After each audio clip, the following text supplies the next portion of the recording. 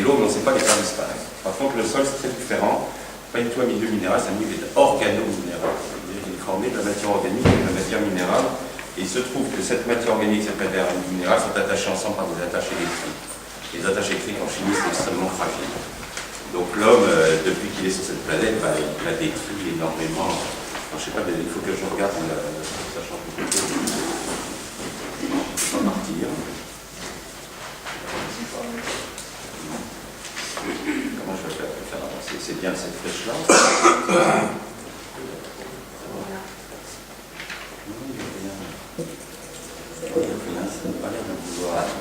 Voilà, c'est bien en direction. C'est le bouton du dessous, peut-être qu'il faut que j'appuie. Non, c'est celui-ci. Ça, c'est la technologie, toujours. C'est pas celui dessous. Non, c'est celui qui est à côté, normalement. Voilà, celui-là. Celui qui est donc à droite. Je ne vais pas assez appuyer, je ne sais pas. Donc, si vous voulez, en 6 000 ans d'agriculture, nous avons créé 2 milliards d'hectares de désert, dont 1 milliard uniquement au XXe siècle. C'est-à-dire qu'on a vraiment accéléré la vitesse de destruction. Nous détruisons à l'heure actuelle 10 millions d'hectares de sol agricole chaque année, parce que nous ne savons pas le cultiver. Alors, le sol disparaît par trois phénomènes. Il y a ce qu'on appelle l'érosion éolienne, l'érosion hydrique, c'est l'eau qui va emporter les sols. Ça représente à peu près 4 millions d'hectares détruits chaque année.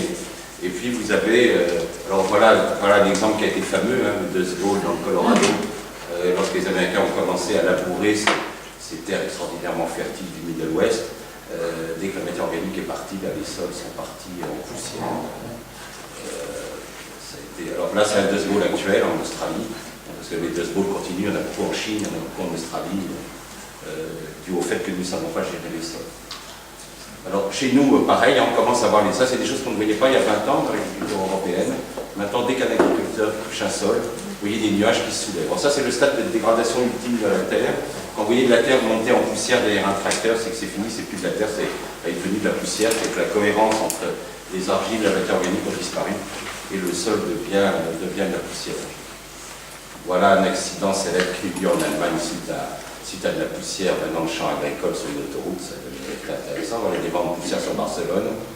Ça fait même que c'est généralise. Alors l'érosion hydrique est due au fait que quand on laisse un sol nu, ce sera d'autant plus violent que la pente sera forte. On a ce qu'on appelle l'effet splash, c'est-à-dire que quand le sol n'est pas structuré, au lieu que l'eau rentre dans le sol, elle va projeter, mettre en suspension les argiles, comme on a fait disparaître les humus. À ce moment, les argiles vont dégouliner, parce que les argiles se mettent en suspension dans l'eau, et ça va créer des ravines, et le sol s'en va. Voilà, les plus fortes érosions qu'on connaît à l'heure actuelle sur la planète, c'est en Chine, dans les fameux limons chinois, qui sont les limons les plus profonds du monde, c'est les sols les plus fertiles de la planète, ils font 300 mètres d'épaisseur. Vous voyez comment ils ont réussi à les détruire. La Chine perd 500 tonnes de terre par hectare et par an. Vous voyez, dans ce décor, les deux petits bonshommes, ils n'ont plus grand-chose à cultiver, tout le reste est parti dans le fleuve qui, comme son nom l'indique, est le fleuve jaune, à cause de tous les limons qui sont dedans. Voilà des images qu'on voit maintenant couramment dans l'agriculture européenne. Et nos rivières, maintenant, dès qu'il pleut, donc voilà des rivières avant et après un orage, c'est tellement courant que les gens considèrent que c'est normal de voir une rivière boueuse. Une rivière ne doit jamais avoir de boue, une rivière doit toujours rester transparente. Quand vous voyez de la boue, que ce soit dans le lac Léman ou dans les rivières, c'est qu'il y a un vrai problème agricole, c'est que les sols ne tiennent plus. Alors on arrive à modifier même, à regarder en Chine comment entre 79 et maintenant, on a modifié carrément les côtes, tellement les limons arrivent massivement, ils remplissent les océans et on modifie les structures géographiques. Ça c'est des photos d'avion, regardez partout les fleuves crachent de la vue, nous perdons notre patrimoine sol de façon rapide. Alors ça c'est toutes les zones très dégradées, vous voyez, ça représente quand même pas mal d'hectares, en particulier la Chine, l'Inde, l'Espagne, la zone et en Europe. Alors la Suisse est en blanc parce qu'elle ne fait pas partie de la CE. C'est pas parce qu'elle ne fait pas partie de la CE, mais elle connaît aussi son érosion. Bon, le record c'est l'Italie, c'est le pays qui a le plus de glissement de terrain et le plus de pertes de sol en Europe. Alors pour compenser cette perte de sol, qu'est-ce que nous faisons? Nous coupons, nous déforestons 10 à 12 millions d'hectares de forêt, essentiellement en milieu tropical. Voilà comment on traite la forêt en forêt amazonienne. Donc maintenant, ils ont l'ordre quand même de laisser un peu de forêt le long des rivières. Et donc ils abattent les arbres, ils prennent 2 bulldozers avec une chaîne de 10 tonnes, ils bouchent les arbres, après ils foutent le feu, et puis ils appellent ça le développement. Alors voilà un cas intéressant, c'est Haïti. Vous êtes à la frontière d'Haïti, donc à droite c'est Saint-Domingue, à gauche c'est Haïti. Haïti, le pays le plus pauvre de la planète. Alors pourquoi Haïti dans cet état-là? C'est que Haïti a été la première colonie à demander son indépendance, s'est battu contre le pouvoir français avec toute son ouverture, et ils ont réussi à obtenir leur indépendance, et en échange, la France a exigé d'Haïti une compensation de 150 millions de francs or, que évidemment les pauvres Haïtiens étaient incapables ne pouvaient pas payer, ils n'avaient rien d'autre que leur forêt, ils ont coupé donc toute leur forêt, et c'est maintenant le pays le plus pauvre du monde, parce que toute la terre est partie, et ils ont beaucoup de mal à s'en sortir. En plus de cette destruction, nous bétonnons 5 millions d'hectares chaque année. Dans un pays comme la France, nous bétonnons un département tous les 7 ans. Ça va quand même extrêmement vite. Tous les 7 ans, il y a un département complet qui disparaît sous le béton, qui donc ne pourra plus nourrir des hommes. Donc la population urbaine maintenant est plus nombreuse que la population rurale. On a dépassé. Et il y a quand même maintenant 1 milliard d'hommes qui vivent dans les bidonvilles. On appelle ça le développement. Donc nous sommes face à un déficit de 5 millions d'hectares chaque année, une population qui augmente de 60 à 70 millions d'habitants chaque année.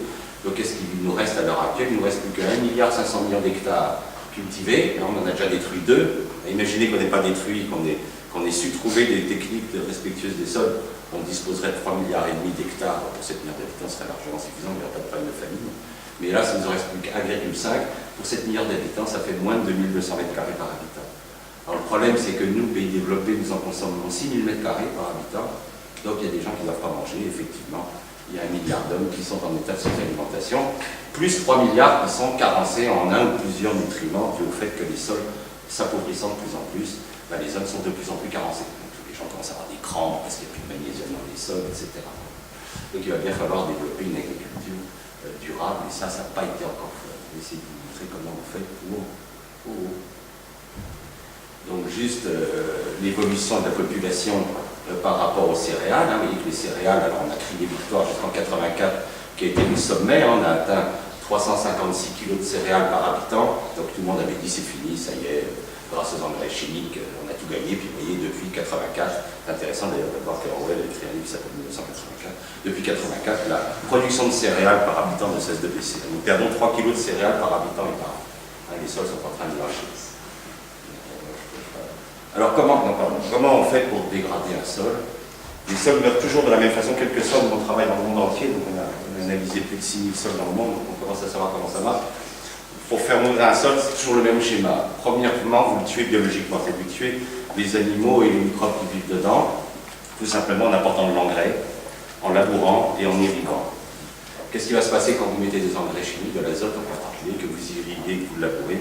Vous allez provoquer ce qu'on appelle la minéralisation de la matière organique, c'est-à-dire que vous allez favoriser les bactéries qui minéralisent la matière organique au détriment des champignons qui fabriquent des humus. Donc qu'est-ce qui va se passer quand la matière organique va chuter? Dans un pays comme la France est passé de 4% de matière organique en 1950 à moins d'1,7, donc on a chuté de plus de moitié.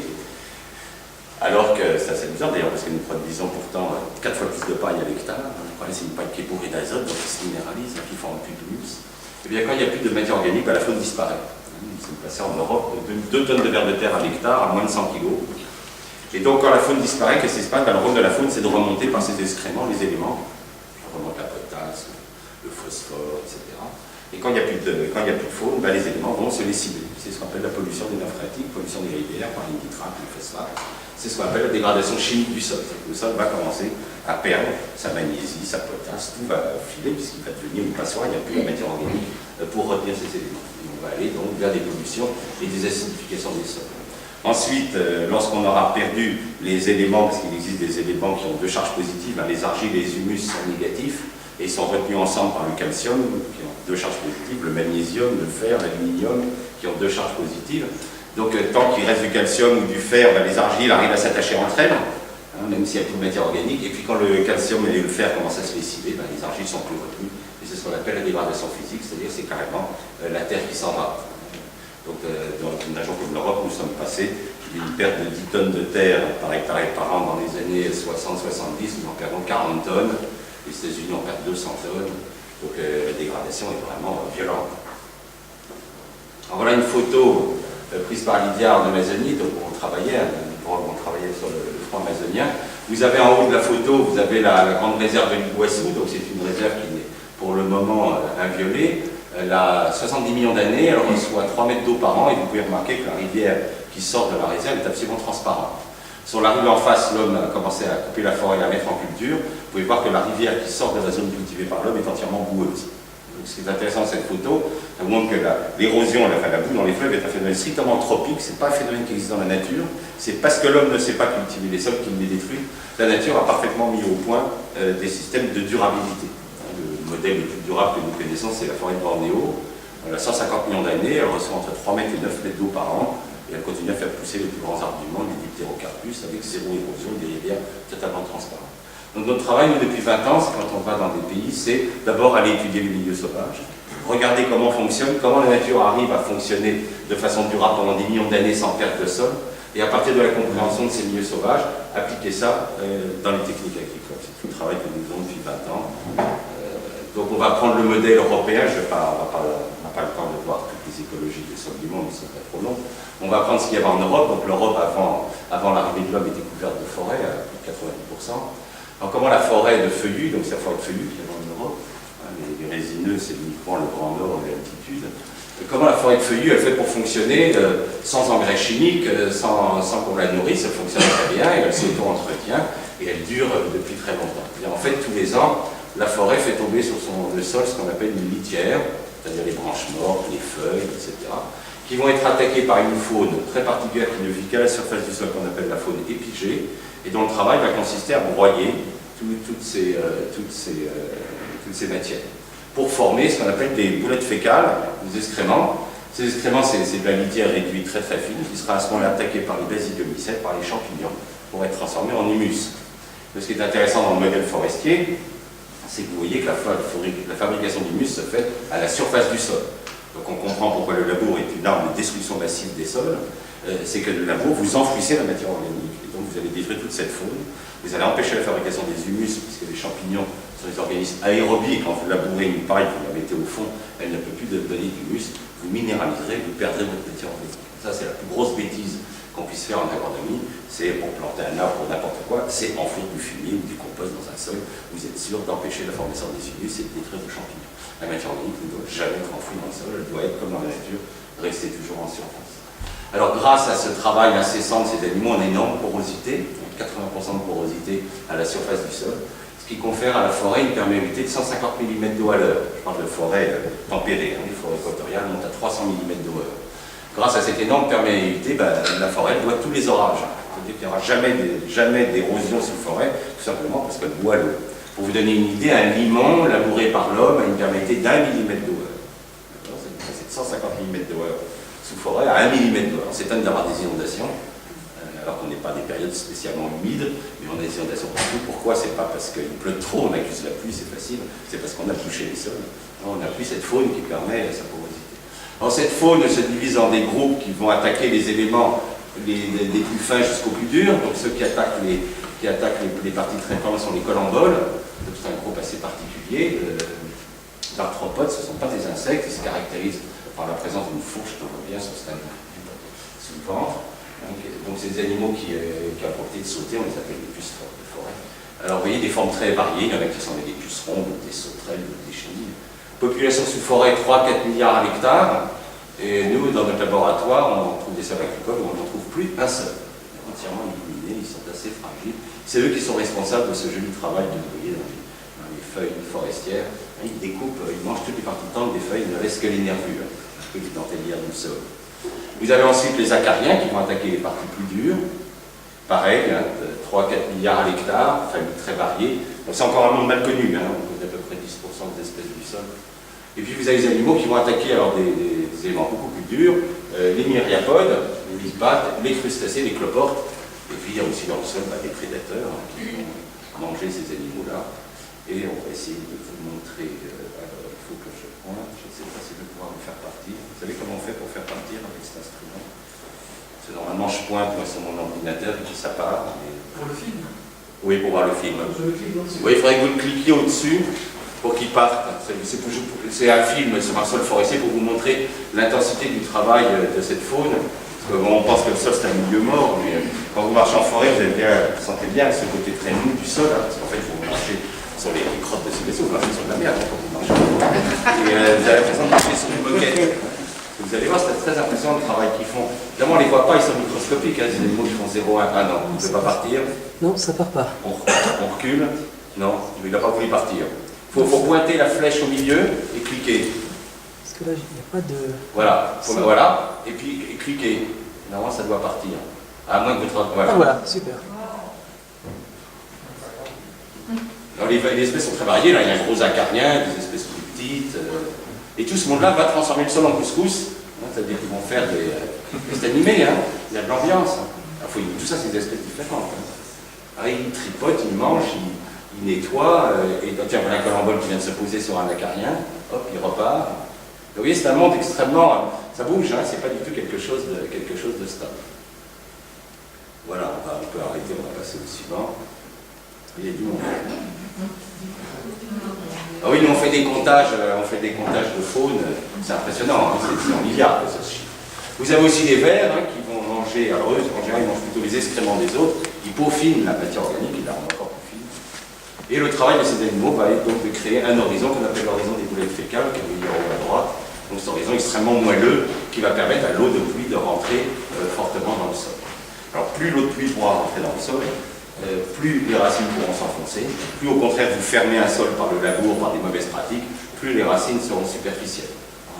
On a développé au Brésil une technique, on arrête le labour et on fait passer les enracinements de blé de 20 cm de profondeur à 2,50 m et on fait passer les rendements de 17 quintaux à 70 quintaux sans apporter d'engrais, uniquement en faisant plonger les racines. Alors on voit en haut à gauche, en microscopie, toutes ces crottes accumulées les unes sur les autres, vous voyez, ça fait comme des billes, donc ça laisse vraiment l'eau passer et permettre donc au sol de rester. Alors les arbres se sont adaptés à cette structure, du fait que les humus soient en surface, et ils développent deux systèmes d'enracinement, un enracinement horizontal qui se trouve sous la matière organique. On peut se demander pourquoi la sélection naturelle a mis toutes ces racines à l'horizontale. C'est tout simple, c'est qu'au printemps, lorsque le sol va se réchauffer, bon pas encore maintenant, là il fait vraiment trop froid, mais ça va bientôt se réchauffer, dès que le sol dépasse 7 degrés, les bactéries vont commencer à minéraliser l'humus et vont donc libérer à la surface du sol du nitrate, du sulfate, du phosphate qui vont descendre avec l'eau de pluie, qui seront récupérés par les racines horizontales de l'arbre et renvoyés dans la frondaison. Donc ce qui est remarquable dans le système vivant, c'est que le milieu sol et plante est fermé, il n'y a pas de fuite. C'est-à-dire que l'eau qui arrive dans une nappe phréatique sous forêt est absolument pure parce que l'arbre ne laissera rien passer. Alors que nous, on fait la bêtise de labourer, on met la machine organique sous les racines du blé, donc ça pollue, on envoie tout dans la nappe, et la racine elle court après la minéralisation, alors que dans la nature, la minéralisation se fait au-dessus des racines. Ensuite, les arbres, ils ont un deuxième enracinement qu'on appelle pivotant, qui rentre en contact avec la roche-mère. Soit la roche-mère est fissurée et continue son chemin, et ça peut descendre très bas, hein, plus de 100 mètres pour certaines espèces d'arbres. Et les spéléologues qui nous rapportent les racines au fond des grottes nous disent que l'eau ruisselle le long de la racine des arbres. Et c'est comme ça que l'eau arrive pure, c'est qu'en fait l'arbre c'est le seul et unique organisme au monde capable de remplir une nappe phréatique. Parce qu'il va guider l'excès de pluie vers la nappe et il va consommer tout ce qu'il y a dans l'eau et amener l'eau pure. Et en attaquant les roches, parce qu'il va en rencontrer en contact avec les roches, les racines vont libérer des acides et vont attaquer la roche et la transformer en argile.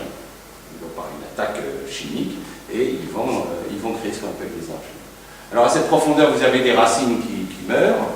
Heureusement, il existe une faune qui nettoie ces racines mortes pour permettre aux nouvelles racines d'arriver. C'est ce qu'on appelle la faune endogée. Alors cette faune endogée est encore plus mal connue que les pygées.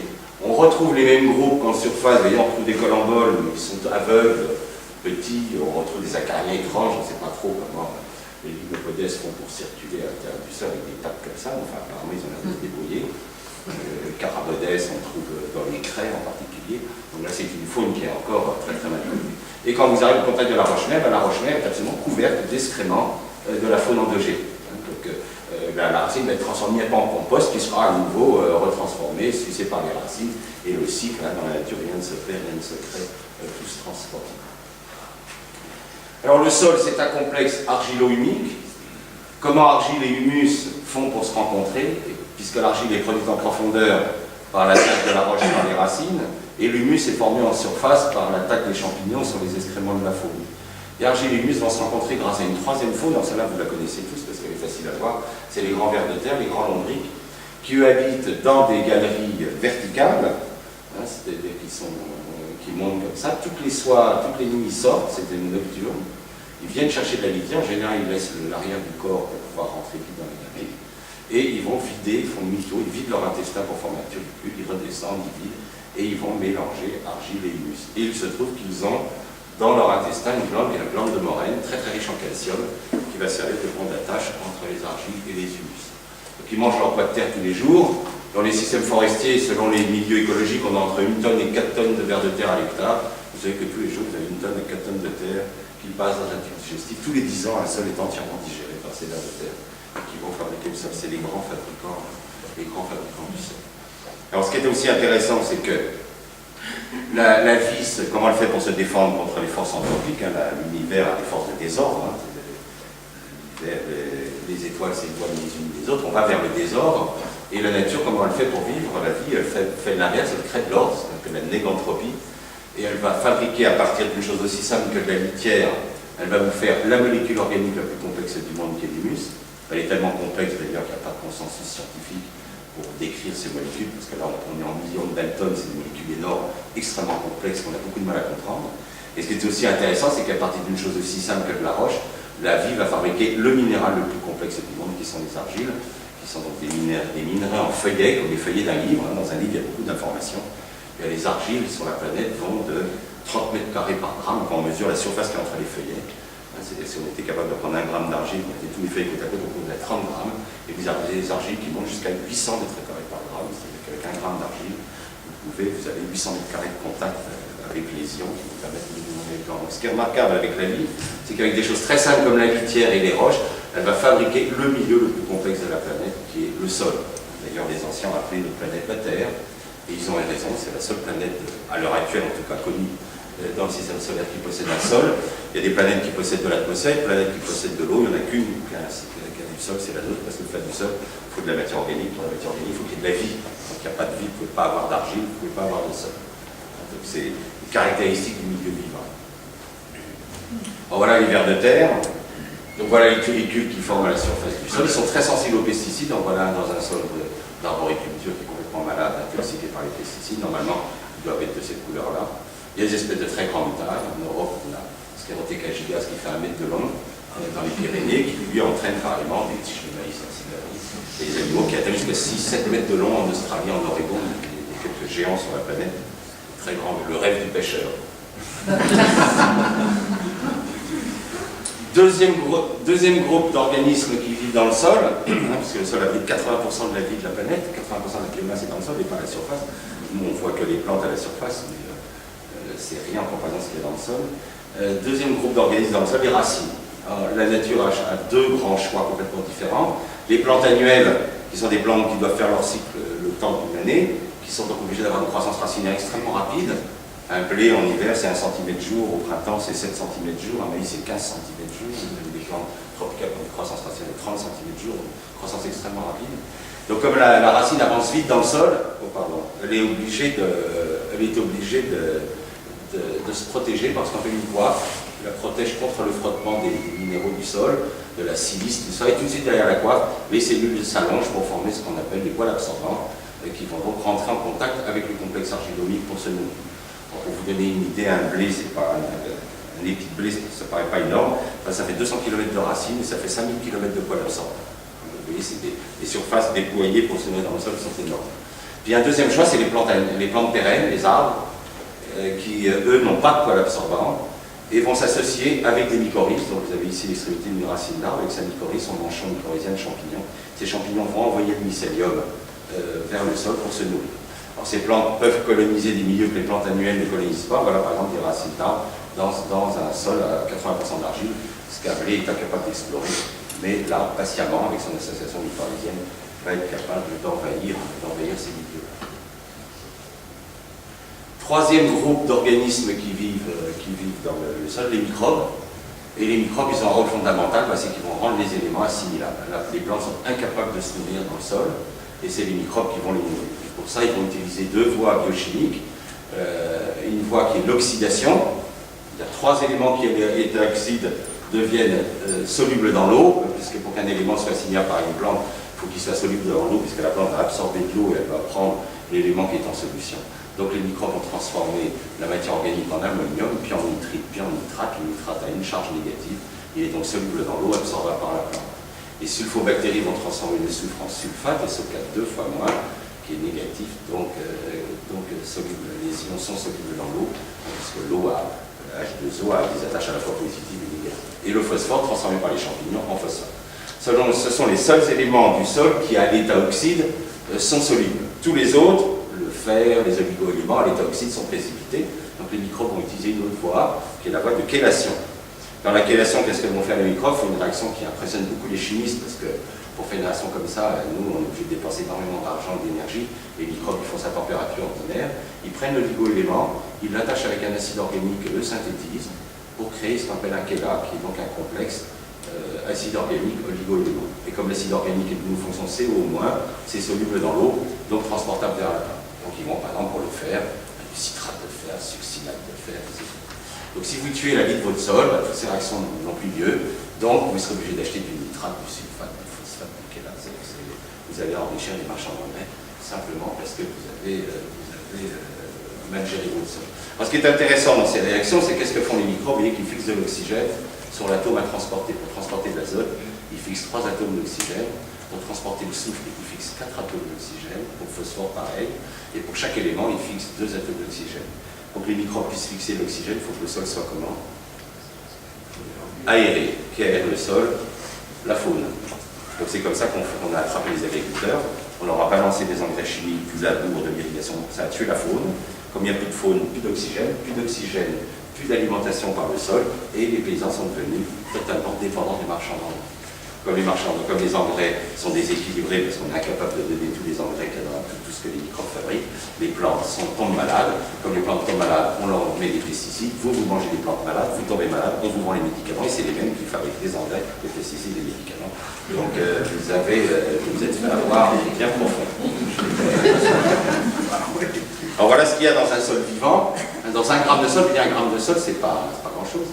Il y a quand même 10 000 à 100 millions d'actinomycètes, il y a 10 millions à 10 milliards de bactéries, il y a 100 à 10 000 algues, il y a 1000 à 1 million de protozoaires, il y a 10 000 à 1 million de germes de champignons. Alors quand on pèse tous ces organismes, on a 2 à 3 tonnes de microbes à l'hectare. Il faut savoir que ces microbes ont une énergie biochimique qui est 350 fois supérieure à la nôtre. C'est-à-dire qu'en énergie biochimique, c'est équivalent de 1000 tonnes d'êtres humains à l'hectare. C'est la plus formidable énergie biochimique de cette planète, et l'agriculture fait comme si ça n'existait pas. Dégagé, il n'y a rien à voir. Alors, il y a une expérience amusante qui montre l'ignorance complète de cette puissance biochimique. Il y a un milliardaire américain qui a fait une énorme serre, il voulait reconstituer la planète Terre dans une serre au Texas. Donc il a tout pensé, il a fait une machine qui faisait des vagues pour imiter l'océan, il avait pensé à tout, il a oublié un truc, le bas c'était le sol. Et donc il a fait, je ne sais plus, la serre de 30 mètres d'eau, 40 mètres d'eau, et 40 mètres d'eau, ça ne suffit pas pour absorber l'énergie biochimique des microbes de la planète. Il faut une atmosphère de 70 km d'épaisseur pour absorber les gaz dégagés par tous ces microbes, et les gens ils ont obligé de sortir très très vite. S'ils ne pouvaient plus respirer, c'est les microbes qui piquaient tout. Il faut faire attention, les microbes sont beaucoup plus... C'est eux qui règlent tout, hein, c'est eux qui règlent la salinité des océans. Il n'y a pas de microbes, les océans ne seraient pas salés. Qu'est-ce qui se passerait si les océans n'étaient pas salés? Pourquoi on ne pourrait pas vivre si les océans n'étaient pas salés? Si les microbes ne réglaient pas la salinité. Essayez d'imaginer ce qui se passerait si les océans n'étaient pas salés. L'évaporation? Oui, il y aurait trop d'évaporation et on mourrait de chaleur. On serait envahi d'un nuage de vapeur, on ne pourrait pas vivre. C'est eux qui règlent, c'est les microbes et les plantes qui règlent la teneur en oxygène à 21%. Si on était à 25%, premier orage, toute la planète brûlerait, les pompiers ne pourraient rien éteindre. Et si on était à 19%, on ne pourrait pas respirer, on mourrait. Et c'est eux qui s'occupent de tout ça. Donc sans eux, il n'y a pas de vie possible. Alors pour essayer de casser ce mythe que vous racontent les marchands d'engrais, que s'il n'y avait pas d'engrais, on mourrait tous de faim, c'est la propagande de base des marchands d'engrais. C'est complètement faux, parce que la plante, elle ne se nourrit pas. Le stomac de la plante, c'est pas dans le sol, le stomac de la plante, c'est sa feuille. Les plantes sont des organismes très différents des animaux. Hein, on va dire qu'une plante, c'est un animal qui a la tête plantée dans le sol et les organes sexuels et l'estomac à l'extérieur. La plante se nourrit essentiellement dans l'atmosphère où elle va prélever 94% de sa matière sèche et pourtant elle ne prélève que 3 atomes, carbone, oxygène et hydrogène. Elle va prélever le carbone qui fait 44% du poids des plantes et l'oxygène 44% à partir du gaz carbonique de l'air qui, dans une réaction au niveau du chloroplaste de la feuille, qu'on appelle la photosynthèse avec l'énergie du soleil, va se transformer en sucre, C6H12O6. Le troisième élément, l'hydrogène, c'est le plus abondant. Vous voyez, il y a 2 atomes d'hydrogène pour 6 de carbone, 6 d'oxygène, mais comme l'hydrogène est l'atome le plus léger, il ne remonte que 6% du poids des plantes. Et lui, il vient de l'eau de pluie, qui va se photodécomposer au niveau de la feuille avec l'énergie solaire, en oxygène que nous allons respirer, et en hydrogène qui rentre dans les sucres. Donc la réaction de photosynthèse, c'est gaz carbonique plus eau, donne oxygène plus sucre. Et vous, quand vous mangez les sucres, vous allez respirer de l'oxygène, vous allez recracher du gaz carbonique par vos poumons, le vent va souffler sur la ville, va le remettre dans les chambres, ça va recommencer, vous allez pisser, ça va repartir dans les nuages, ça va retomber. Tout ça c'est gratos, c'est juste à regarder la météo à la télé, mais il n'y a pas besoin des engrais chimiques pour faire cette réaction. Donc il faut arrêter de raconter n'importe quoi, c'est de la pure propagande, c'est pas de la vérité scientifique. Alors le sol, lui, il ne fournit pas grand-chose, il fournit 6% de la matière sèche, mais par contre, ce qui est remarquable, c'est qu'il y a 24 atomes. Ça n'a rien à voir, ça, l'atmosphère, c'est la quantité, toute la qualité, c'est le sol qui va évaluer. Et le drame qui se passe à l'heure actuelle, c'est qu'avec l'effondrement de l'activité biologique, tous ces atomes ne rentrent plus, les aliments sont complètement carencés, les gens tombent malades parce qu'ils ne sont plus nourris correctement par tout ce que les microbes, normalement, doivent nous apporter dans nos aliments. Donc voilà pour vous montrer l'évolution, par exemple, des teneurs. On prend simplement 3 éléments, magnésium, calcium, fer, dans les fromages et dans la viande, entre 1940 et 2002, vous voyez, c'est des effondrements pour certains produits comme le fer, 100%. Donc quand on dit aux gens qu'il faut manger des fromages, c'est pas du calcium, il est complètement effondré. Donc ça n'a plus rien à voir, c'est de manger du fromage de 1940 et du fromage de maintenant, ça n'a plus strictement rien à voir. Vous mangez des produits issus d'animaux malades qui sont incapables de vous fournir correctement le calcium, le fer, le magnésium, parce que les sols sont abîmés. Pareil pour les légumes, les fruits, dès l'effondrement. Alors là, il y a une aberration, c'est la manip a été faite au Canada, et en 1940, le Canada ne produisait pas de raisin, donc il l'apportait de Californie, comme la vitamine C est une molécule qui est très très labile. Entre le voyage de la Californie au Canada, évidemment, il ne trouvait plus de vitamine C en 1940, c'est simplement une erreur due à la labilité de la vitamine C. Pareil pour les légumes. On estime à l'heure actuelle que quand vous mangez, si vous vouliez manger l'équivalent en vitamine C d'une orange de 1940, il faudrait que vous mangiez 8 oranges maintenant. C'est pas évident.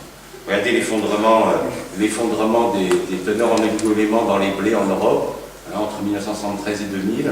Vous avez en partie un élément fondamental qui est le sélénium, qui est à la base des peroxydases qui vous protègent contre le cancer. L'effondrement de 36% du sélénium en seulement 30 ans, extrêmement rapide. Donc vous n'avez plus, vous ne mangez plus, vous ne nourrissez plus correctement. À ça, il faut rajouter l'effondrement de la biodiversité des variétés que nous mangeons. On mangeait, il y avait 540 variétés de choux, vous voyez, en 1900, et puis il nous en reste plus rien. Il nous en reste 28 sur 544. Donc en plus, non seulement ces plantes sont déséquilibrées, mais en plus, la variété est extraordinairement réduite. J'ai retrouvé chez un Broc, j'ai retrouvé le catalogue de pomologie de 1904 de l'Europe, 3600 variétés de fruits. Maintenant, vous avez 5 pommes qui font 95% du marché. Et comme par hasard, c'est 4 pommes américaines pour qu'on paye des brevets. Alors, comment réparer les sols qui ont été détruits? Parce que là, je vous ai cassé un peu le moral, maintenant j'essaie de vous raconter. Donc, notre travail depuis 90, c'est de remettre les sols debout. Alors, pour ça, il faut réussir à convaincre les agriculteurs, c'est pas évident, que ce dont on a besoin de sol, c'est absolument pas d'engrais chimiques, c'est de carbone. Nous avons mis tout le carbone dans l'atmosphère, ça cause des gros problèmes climatiques. Il faut maintenant que ce carbone retourne dans le sol. Pour vous donner une idée, un labour, ça dégage 1 tonne de gaz carbonique à l'hectare. Avec les techniques que nous développons, on arrête le labour, on travaille en semi-direct sous couvert, on stocke 3 tonnes de carbone à l'hectare. Donc le différentiel est de 4 tonnes. On a calculé que si tous les agriculteurs du monde arrêtaient de labourer et passaient à des techniques de semi-direct sous couvert, on baisserait de 40% le dégagement de gaz carbonique. Et on pourrait, ce qu'il faut, c'est restocker le carbone dans le sol. Pourquoi? Pour relancer les grands maîtres du humus, qui sont les champignons. Les champignons, moi quand j'ai fait les études, on l'avait mis dans la reine des plantes, donc on nous apprenait la reine des plantes, reine des animaux. On a pensé que c'est faux, il y a 3 reines, il y a la reine des champignons, la reine animale et la reine végétale. Les champignons sont les maîtres du sol, c'est eux qui fabriquent les humus, c'est-à-dire qui fabriquent le sol. Donc et ils ont quasiment complètement disparu. Quand vous allez dans les champs, moi, quand j'étais gamin chez mon grand-père, on ramassait les rosés dans les prés, il n'y a plus un rosé parce qu'ils ont foutu les engrais chimiques, on fait disparaître les champignons et nos sols sont dominés par les bactéries et plus par les champignons. Il faut savoir que les champignons, c'est eux qui sécrètent les antibiotiques, qui calment les bactéries, qui limitent les maladies. Pas s'étonner s'il y a tellement de maladies dans le bétail et tout, il n'y a plus de champignons dans les sols. Alors pourquoi le labour c'est une arme de destruction massive des sols? C'est que déjà en faisant le labour, en traînant la charrue au fond du sol, on crée ce qu'on appelle une semelle, c'est une zone compacte. Dans cette zone compacte, au-dessus de cette zone compacte, on va enfouir la matière organique. Le problème c'est que cette matière organique, elle va évoluer sous l'action des microbes, mais comme elle enfouit à l'intérieur du sol, le temps que l'oxygène traverse et arrive ici, ça n'arrivera pas assez vite par rapport à la consommation d'oxygène des microbes, et très vite les bactéries vont rentrer en anaérobiose, et en anaérobiose, vous ne pouvez pas faire d'humus, c'est totalement impossible. Heureusement pour la ville de Venise d'ailleurs, parce que si les champignons attaquaient le bois en anaérobiose, la pauvre ville de Venise serait déjà sous l'eau. Et s'il y en a parmi vous qui ont eu l'occasion de retirer un piquet de clôture, vous avez pu remarquer que le piquet est attaqué en surface et que la pointe est intacte. Et qu'il y a des agriculteurs maintenant avec leur labour et leur gros tracteur, ils mettent la paille dans une zone où on ne peut plus faire d'humus. C'est pour ça que en 1900, en France, on faisait 2 tonnes de paille à l'hectare, maintenant on en fait 6 tonnes, et nous sommes passés de 4% de matière organique à 1,7. Cherchez l'erreur, simplement parce qu'on enfouit la matière organique. Ensuite, donc le blé, lui, alors la faune, les grands vers de terre, ils vont s'arrêter là. D'abord, ils vont attendre que ça ait fini d'être pourri, parce que pendant la fermentation anaérobique, il y a des dégagements d'acide, d'alcool, ça se met à puer, donc les racines du blé qui vont descendre d'1 centimètre par jour, au bout de 30 jours, ils arrivent dans les zones enfouies, ça pue, c'est anaérobique, ils s'arrêtent. Les racines s'arrêtent. Si la fermentation dure un mois, vous perdez 30 cm d'enracinement de votre blé. Si ça dure 2 mois, vous perdez 60 cm. Les vers de terre, ils font plus de galeries en haut, puisque vous avez, une fois que ça finit de fermenter, ils viennent manger la paille même décomposée à l'intérieur. Donc le sol se referme et il faut tomber à 1 mm d'eau. Et puis, comme vos racines sont au-dessus de la matière organique, quand les bactéries anaérobiques minéralisent, vous polluez. Donc on a tout faux pour l'enracinement, tout faux pour les vers de terre, tout faux pour la structure du sol. Il faut essayer de penser autre chose. L'agriculture, c'est la seule activité humaine qui n'a pas changé de matériel depuis 2 siècles. Imaginez que dans l'industrie, nous continuons toujours à utiliser les métiers à tisser du XVIIIe siècle, on dirait quand même, ce serait peut-être temps d'évoluer un petit peu, pas l'agriculture. Duhamel du Monceau invente la charrue telle que nous l'utilisons en 1746, elle sera modernisée par John Deere en 1836, et toujours la même. La seule chose qui a changé, c'est la puissance du tracteur qui est devant. Et on a été obligé de multiplier depuis 1950 par 5 la puissance des tracteurs pour tirer le même nombre d'oreilles de charrue tellement les sols se referment. Donc, tellement ils sont bousillés par la charrue. Donc ce qu'on fait, nous, ce qu'on fait faire aux agriculteurs, c'est qu'on leur... Si vous ne pouvez pas faire passer tout de suite un agriculteur du labour au semi direct, parce que c'est un tel choc psychologique que le gars il fait une dépression nerveuse. Et là c'est des problèmes sociologiques. Là on rentre dans la sociologie, on est plutôt dans l'agronomie. Il ne faut surtout pas faire ce choc parce qu'ils ne s'en relèvent pas. Donc comme ils aiment bien étudier et puis avoir des grosses machines, on leur fait faire ce qu'on appelle le TCS, technique culturelle simplifiée, c'est-à-dire qu'on va utiliser une machine animée par le moteur, donc ça fume beaucoup, ça fait des contents, ça consomme du fuel, et on va mélanger très superficiellement la paille avec la terre pour pouvoir déplacer, qu'on puisse avoir à nouveau les vers de terre qui viennent chercher de la paille jusqu'en haut. Évidemment, il faut qu'il sera plus premier au concours de labour, puisqu'il ne peut pas avoir de la paille en surface, donc c'est très sale, très pénalisé. C'est une période très, très compliquée, parce qu'évidemment, le labour, il a un intérêt, c'est qu'il enfouit des graines de mauvaises herbes, donc c'est un très bon désherbant. Là, quand vous faites ça, au contraire, vous avez des grosses levées de mauvaises herbes. Donc souvent, les gens vont utiliser des herbicides. C'est une période qui n'est pas commune. Puis à un moment, le sol va commencer à s'aérer, parce que la faune arrive en surface. Et l'agriculteur va être obligé de ressortir le vieux rouleau qui rouille depuis la guerre derrière le hangar, parce que autrefois les anciens, comme ils avaient des sols vivants, le sol était trop soufflé, donc on semait et ensuite on réappuyait le sol avec un rouleau, parce qu'il n'y avait pas trop d'oxygène. Quand il y a trop d'oxygène sur le sol, la graine ne germe pas bien. Donc quand l'agriculteur est obligé de ressortir son rouleau, alors on va le faire passer en semi-direct sous couvert. Dans le semi-direct sous couvert, il y a 2 techniques. On sème dans un couvert qu'on détruit mécaniquement, vous allez voir comment avec un rouleau, et la forme la plus sophistiquée, on installe un couvert permanent, on va semer directement dedans. On réinstalle les haies, parce qu'elles sont fondamentales, parce que l'arbre va permettre de créer, on a 100 mm d'eau, 100 mm à l'heure de perméabilité le long de la haie, donc la haie va éviter les inondations. Donc on va revenir vers l'équilibre agro-silvo-pastoral qui a été détruit dans l'après-guerre. Alors évidemment, ce genre de concours de labour qui les excite beaucoup, il va falloir qu'ils parce que ça, c'est vraiment n'importe quoi. Ah oui, là, pareil, il faudra aller clignoter. Oui, je vous épargne, parce que non, c'est pas drôle. Non, c'est pas drôle à voir, c'est un gars qui laboure comme un malade. Non, ça va les déprimer.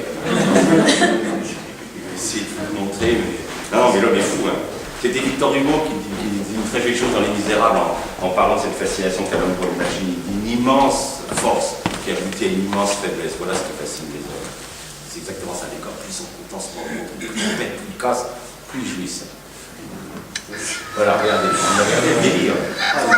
Bon, là, on est sur les champions de la bourse et les Italiens. Regardez, vous allez voir, à un moment, il va manquer de se renverser. Moi, je t'ai dit, je vais encore un petit peu plus profond parce que vous allez voir, à un moment, il ne peut plus avancer. Il commence à patiner, il commence à s'en fouiller. Et à un moment, vous allez entendre la fille qui va crier parce que le truc, il aura de se renverser. Et à un moment, il ne va plus pouvoir avancer parce que le tracteur manque de... Voilà. Et là, il faut pas. Et là, on se dit, oh là là là, il va se coucher. Non, mais il tire pas sur le sol de Charlie. Ah oui, il a la casserole. Là, il a beau à 80. Là. Là, il dit, c'est fini, il ne peut plus rien faire. Là, il est content. Là, il est heureux. Très gamin. Alors, on va montrer comment on restaure des sols dans des situations très très variées. Donc, on va commencer les petits agriculteurs de zone tropicale. Donc, Madagascar, deuxième plus grosse catastrophe écologique après Haïti. Donc, une île qui était magnifique, couverte de forêts, avec en plus des bois rares extraordinaires, des acajou précieux. Voilà ce qu'ils en ont fait. Hein. Ils ont tout pété. Ils ont une érosion très caractéristique qu'on appelle en lava. On a l'impression qu'il y a d'énormes pelleteuses qui ont arraché les collines. Les rivières sont absolument pleines de boue. Et vous êtes là sur des zones où il n'y a plus un habitant depuis 50 ans. Donc on nous dit, on ne va pas faire quelque chose là, parce que les gens ils s'entassent tous dans les bidonvilles d'Antananarive, où il y a de la violence et tout. Alors voilà ce qu'on fait. On leur apprend, parce qu'ils ne savent pas faucher, on leur apprend à faucher le peu de végétation qui reste sur ces sols dégradés. On fait un mulch, vous voyez en gris là, ces herbes-là qui ont été couchées, et on va semer à travers le mulch, hein, surtout il ne faut pas toucher le sol, on va semer du riz, puis le riz pousse. Ça c'est du riz pluvial, hein, c'est pas du riz irrigué. Et puis là, qui pousse directement sur une commune, où les agronomes considèrent que là, c'est foutu, on ne peut plus rien faire pousser. Alors, pour les faire semer à travers ça, on utilise un instrument qu'on fait fabriquer par les forgerons locaux, ça coûte $10, donc c'est abordable. Ils ont appelé ça tico-tico parce que ça se plante et qu'ils font tico-tico, tico-tico, donc, comme ils sont illettrés, on leur met deux couleurs différentes, une couleur pour la graine et puis une couleur, on est obligé de mettre un tout petit peu d'azote, on est obligé de mettre une vingtaine de litres d'azote, les sols sont tellement ruinés qu'il n'y a rien qui part. Et puis les Richards, ceux qui ont la chance d'avoir une bête, on leur fabrique avec des bidons de lessive, un petit semoir fabriqué aussi par le forgeron avec un disque qui fend la couverture et qui installe à la fois les graines et un petit peu d'azote pour nourrir les plantes. Puis voilà ce que ça donne. On leur apprend à surtout pas foutre le feu, parce que depuis que l'homme a inventé le feu, on ne peut plus contrôler. Donc là, on leur explique surtout il faut laisser, hein, il y a un proverbe paysan qui dit la graine est pour l'homme, la paille pour le sol. Donc on leur fait reposer la paille de riz directement sur le sol et on plante le manioc à travers ça. Alors gros intérêt, c'est qu'il n'y a pas de mauvaises herbes. Donc c'est des gens qui vont passer, parce qu'ils travaillent tout manuellement, là, vous êtes chez des personnes qui travaillent à la houe, on les fait passer de 140 heures de travail à 30 heures de travail à l'hectare, donc ça leur permet de libérer du temps, d'aller à la ville, vendre leurs produits, et voilà une famille réinstallée. Donc, vous voyez, ils ont fauché l'aristida, ils ont mis ça en mulch, et puis voilà, sur ces zones où les agronomes considèrent que c'est foutu, quoi. Il n'y a plus d'agriculture possible, mais si, on l'a vu, ils allaient dans la maison, ils ont animé les animaux, ils ont du fourrage, et puis voilà, la petite famille malgache qui revit à nouveau sur sa terre et qui retrouve sa dignité, au lieu de traîner dans les d'Antananarive. Alors maintenant, on va voir l'inverse, les grands agriculteurs qui saccagent la forêt amazonienne. Je vous disais, une grande chaîne de 10 tonnes qui abat 6 hectares par jour à 2 hommes. Ensuite, ils foutent le feu, ils appellent ça le développement. Donc ils foutent le feu, alors ils n'ont rien compris. Hein. Moi je sais, j'avais travaillé comme ça en forêt amazonienne, puis il y avait un ingénieur américain qui me dit c'est les sols les plus pourris du monde, il me dit on ne peut rien en faire, c'est des sols de merde, il me dit ça vaut rien. Alors je dis c'est marrant parce que c'est là que poussent les forêts les plus puissantes du monde. Il me dit ouais mais quand tu analyses ça, il n'y a rien dedans. J'ai dit oui parce qu'il ne faut pas analyser le sol dans les pays tropicaux, il faut analyser la forêt. C'est idiot, la nature elle n'est pas folle. Quand il pleut 3 mètres d'eau par an, si la nature laissait les éléments dans le sol, tout serait lessivés. Donc elle n'est pas folle, la nature, qu'est-ce qu'elle fait? Dès qu'une feuille d'arbre tombe, elle le recycle immédiatement. Mais si au lieu de mesurer dans le sol, vous mesurez dans la forêt, il y a tout ce qu'il faut, il y a des tonnes d'azote, de potasse, de phosphore, ce qu'il y a, c'est qu'ils ne mesurent pas à bon endroit. C'est tout, c'est simplement, ils ne savent pas mesurer là où il faut regarder. Alors ces idiots, comme ils mettent tout, ils brûlent tout, ils mettent tout sous forme minérale. Alors une fois que c'est brûlé, fini, ils ne pourraient plus jamais faire du humus, c'est indécomposable, hein, ça fera du charbon. Et puis tout ce qui a été transformé ensemble, c'est lessivé, puis voilà ce qu'on a 5 ans après. Ils ont appelé ça le développement. Et pourtant, ils cultivent encore de niveau. Hein. Vous voyez, c'est tout cultivé encore de niveau. Et on est à même le rocher.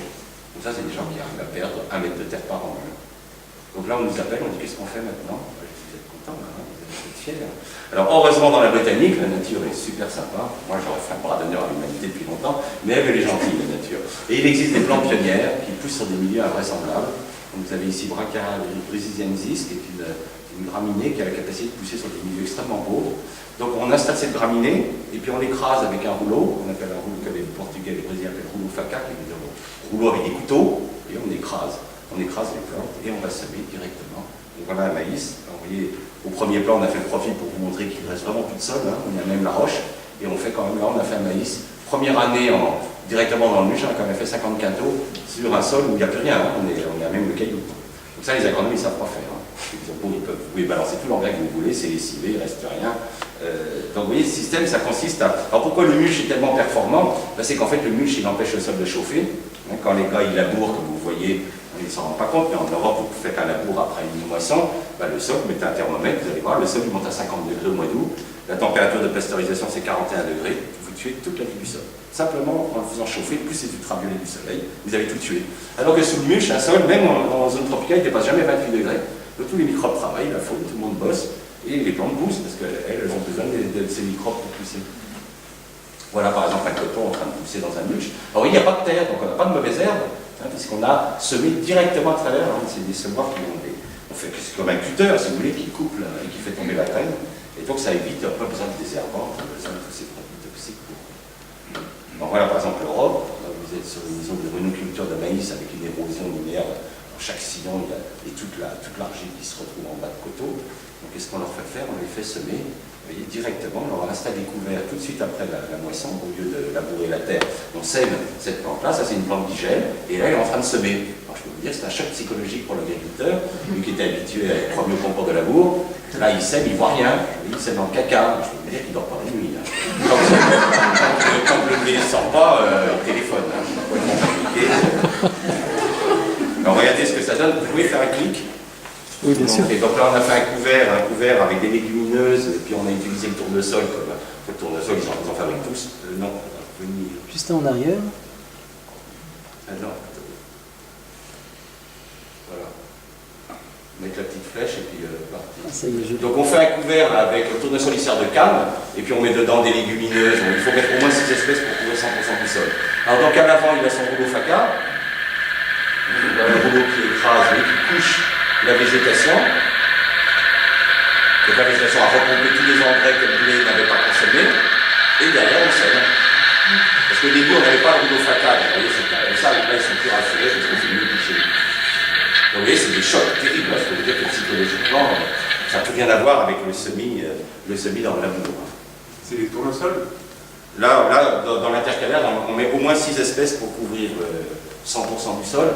Hein, parce que ce qu'il faut, c'est qu'il ne peut pas avoir d'adventice. Et dans les plantes produits, il n'y a pas que ça.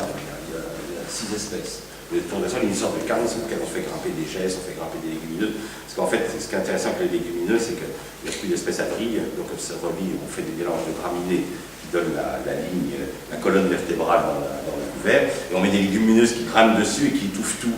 Parce que du coup, il n'y a plus de lumière au niveau du sol, du coup, vous n'avez pas d'adventice. Donc, il n'y a pas besoin. Et on prend que des plantes qui gèlent. Donc, vous n'avez pas besoin de les désherber, vous les écrasez et puis vous semez. Donc ça c'est la première étape, c'est juste pour le sol vraiment.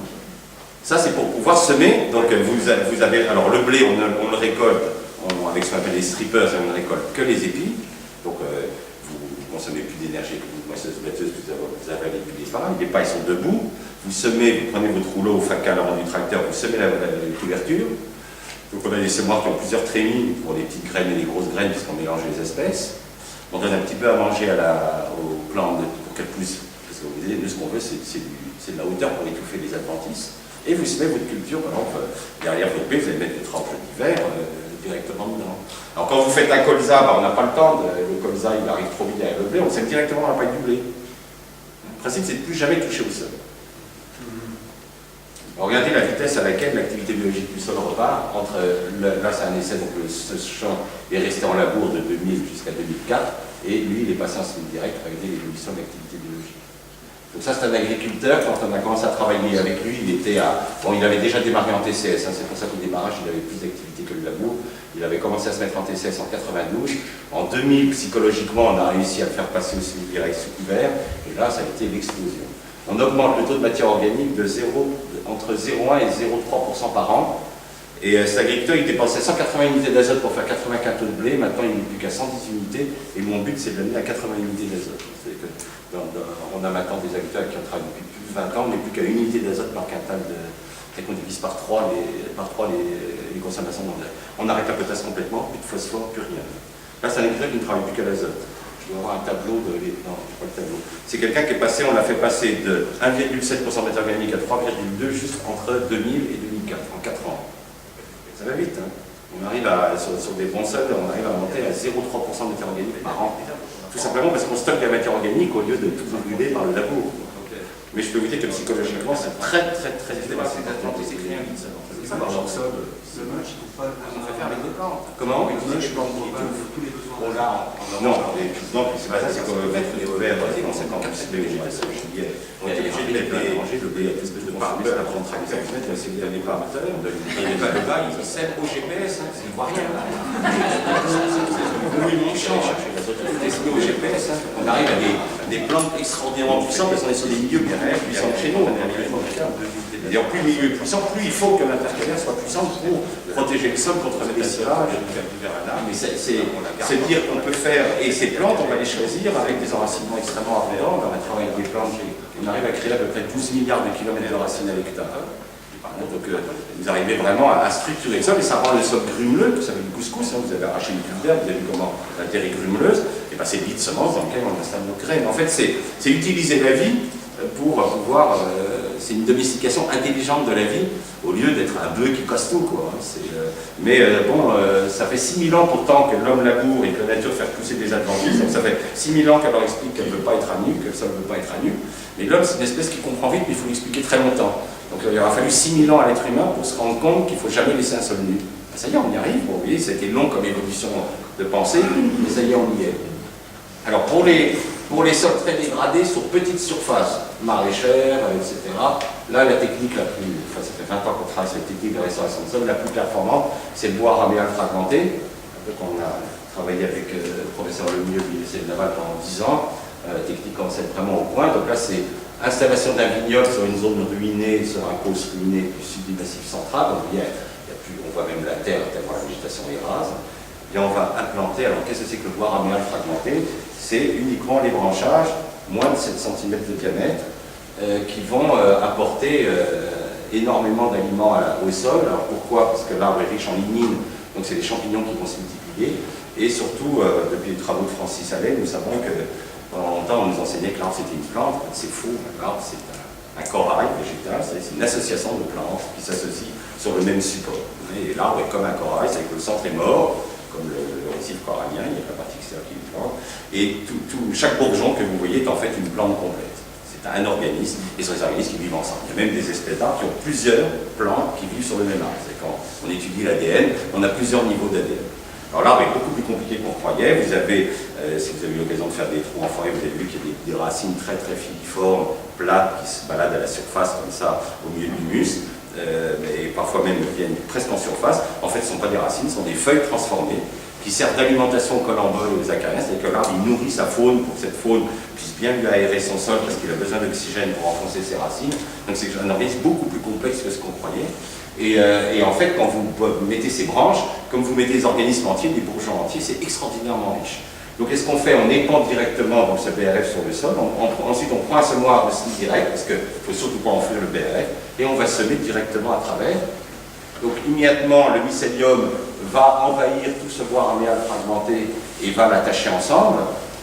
Et ça devient d'ailleurs comme une moquette, hein. Vous pouvez le soulever sur le sol. Là, on a travaillé sur des pentes à 30%, donc on était content que le sol soit tenu par les champignons. Et puis, vous allez donc pouvoir redresser des sols profondément dégradés. Là, on est sur un sol qui fait 5 cm d'épaisseur, où il n'y a plus rien qui pousse depuis 2 siècles. Et voilà, vous voyez, les champignons qui apparaissent, on commence à voir les carpophores des champignons, à venir de ce bois, et des plantes qui commencent à pousser. Donc, voilà le lever des plantes.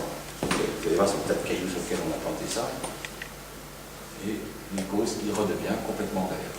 Alors quand on a fait ça, c'était marrant, il y a une route là, les agriculteurs passaient sur la route avec ils ont amené des OGM, ils ont amené des produits secrets des États-Unis. Ils n'avaient jamais vu pousser quoi que ce soit depuis 2 siècles sur ces causes. Et puis là, regardez ce que ça donne quand on regarde, donc voilà la partie avec le quart sur le BRF, la partie qui est la partie, regardez sur quoi on a semé. Hein. C'est vraiment ce qu'on appelle la top caillou. Pour les agronomes, ça c'est fini, ça ne peut plus nourrir les hommes, c'est faux. On peut parfaitement nourrir des hommes sur ces terrains-là, à condition de relancer le système biologique. Donc l'année suivante, on a fait un seigle, et puis vous voyez, il y a un petit lièvre qui est venu naître au milieu de ces plants. Voilà, je vais m'arrêter là. Je vous remercie pour votre attention, qui va laisser un peu de temps pour la discussion. Voilà, merci.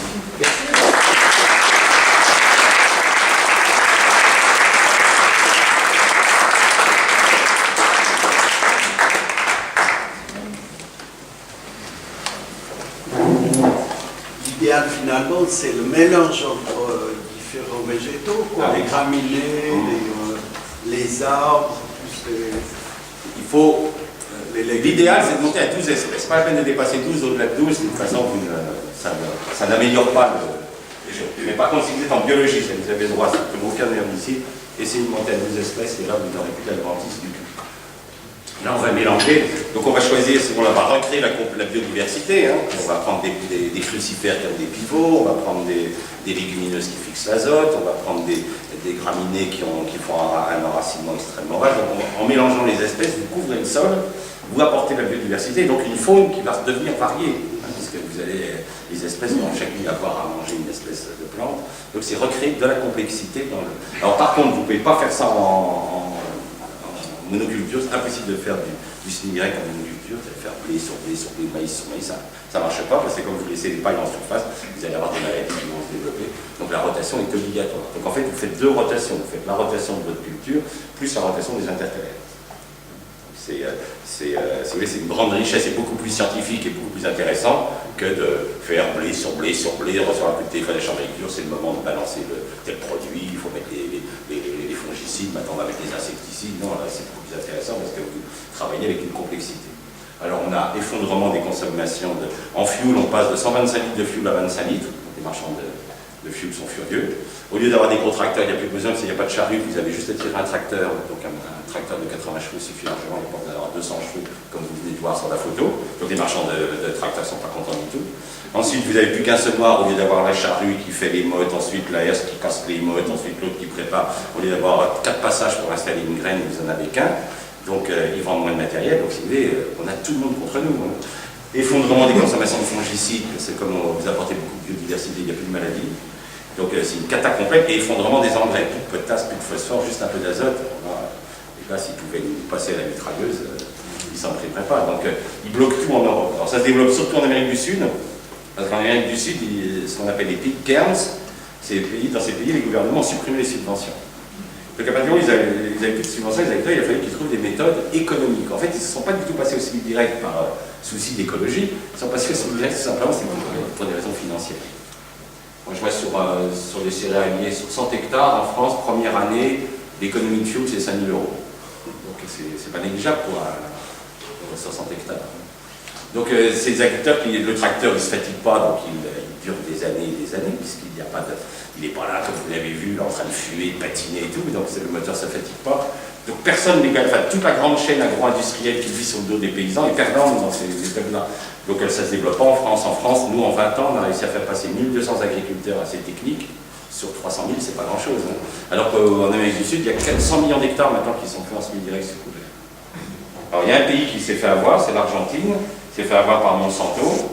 Et Monsanto leur a dit, ah ben attendez, c'est très très bien ces techniques-là, on va vous mettre nos soja OGM, nos maïs OGM, et là ils se sont fait avoir en beauté, et là maintenant ils sont très très mal, les Argentins. Même on travaille en Argentine depuis 10 ans, des gens conventionnels, hein, ce n'étaient pas des gens qui étaient en biologie, qui utilisaient 2-3 litres de glyphosate hectare, ils sont maintenant à 16 litres, et comme ça ne suffit pas parce qu'ils ont des plantes résistantes, ils rajoutent 4 litres d'atrazine. C'est devenu le cauchemar de Darwin. Ils ont une tourterelle qui s'est mise à pulluler là-dedans, et c'est impressionnant, elle niche au sol, parce qu'ils ont détruit toute la forêt, il n'y a plus au niveau écologique, c'est catastrophe, donc il n'y a plus de faucons pour manger les tourterelles, c'est le cauchemar de Darwin, quoi. Donc elle niche au sol, les bestioles. Moi j'ai vu des types moissonner en écrasant les œufs de tourterelles, mais il y en a des millions, alors ils s'amusent à la chasse, ils en tuent 4000 chacun par jour. Vous voyez le niveau, quoi. Et du coup, comme il y a des tourterelles partout, on ne peut plus faire de rotation. C'est-à-dire que si vous mettez une tournesol, les tourterelles bouffent tout le tournesol, vous mettez du mil, elles bouffent tout le mil. Donc il n'y a que le maïs qui leur résiste, et le soja. Donc ils ont plus que 2 cultures avec des doses de glyphosate complètement démentes. Ils sont foutus, là. Là, on travaille avec un gars, il a 30 000 hectares, il achète 480 000 litres de glyphosate chaque année dans son camion. Par camion de 25 000 litres. Hein, 480 000 litres, je sais pas. C'est délirant, c'est complètement. Mais bon, c'est comme ça. Hein. C'est un échec total. Hein. Donc, aux États-Unis, ils fondront la production de soja parce qu'ils sont envahis par une amarante Almérie qui est totalement résistante au glyphosate. Et puis sur l'Argentine, ils ont 2 espèces, un dicotylédone qu'ils appellent l'épine noire, et puis une monocotylédone qui est sorghum à l'épinzé, complètement résistant. Donc ils sont obligés de rajouter de la tranière. Je ne sais pas, ils épandent ça en hélicoptère, et les gosses qui courent dehors. Vous travaillez sur ça Voilà, c'est complètement mort, il n'y a plus d'activité biologique. Alors qu'au début, quand on n'avait pas un OGM, on était en train de leur remonter l'activité biologique, puis Monsanto est arrivé, tout pété, tout détruit. J'espère qu'un jour on traînera ces types pour crimes contre l'humanité, j'espère qu'on les foutra en taule quand même. Et là, pour le moment, il y a une espèce de passivité des gens face à ces criminels. Ce que les gens ne savent pas, c'est que tout ça, ça sort de la guerre.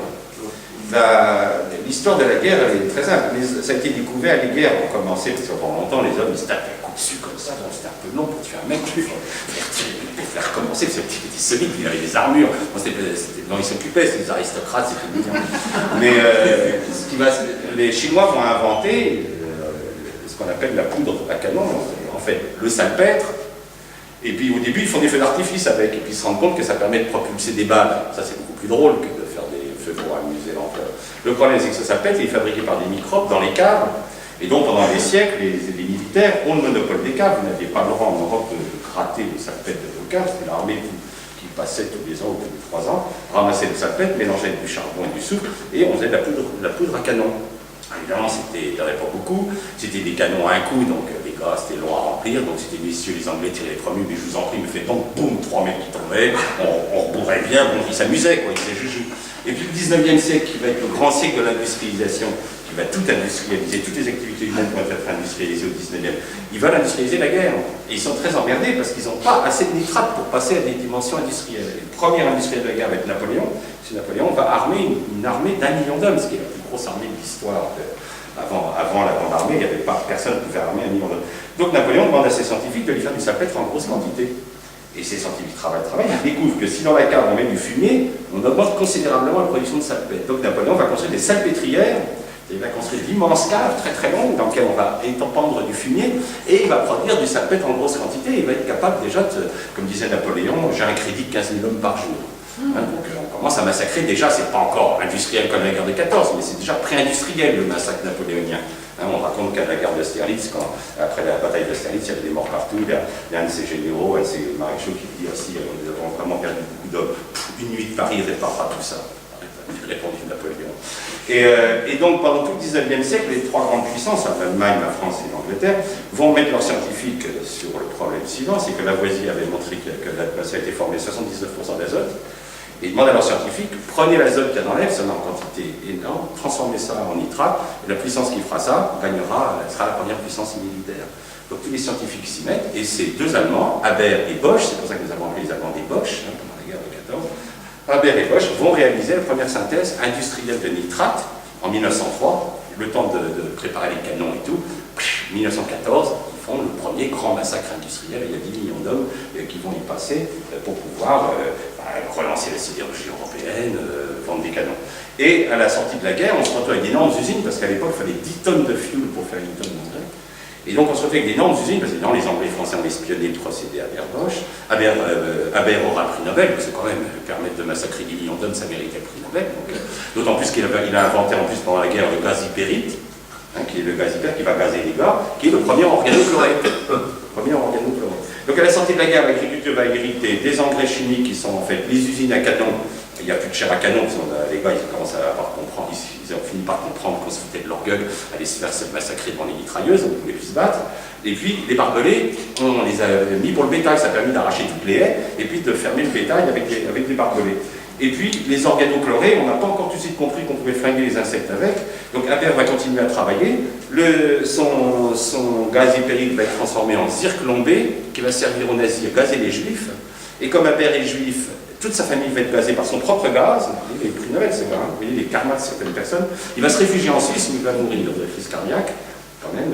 Sa femme, d'autant plus que sa femme, quand elle a appris qu'il avait inventé le gaz hypérite, atroce, le karma d'Haber, c'est incroyable, est arrivé devant lui, elle dit c'est toi qui es responsable du gazage de tous ces types qui crachent les poumons, il dit oui c'est moi qui ai inventé le gaz, elle a pris son pistolet, tac, elle s'est tiré une balle, elle s'est tuée devant lui.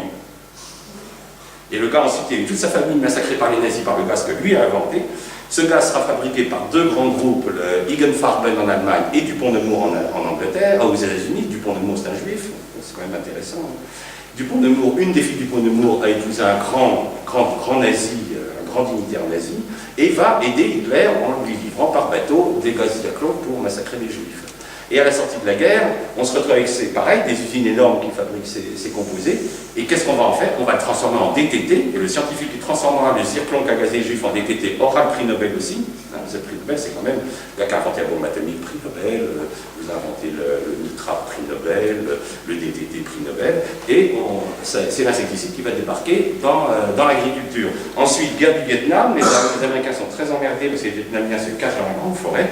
Ils vont inventer, Monsanto va inventer donc l'agent orange, c'est le premier herbicide, et l'herbicide sera ensuite envoyé dans l'agriculture. C'est que l'agriculture utilise le nitrate qui a servi à tuer les hommes, les barbelés qui a servi à les empêcher de courir, utilise les insecticides qui ont gazé les juifs, et utilise les herbicides qui ont permis d'exterminer les Vietnamiens.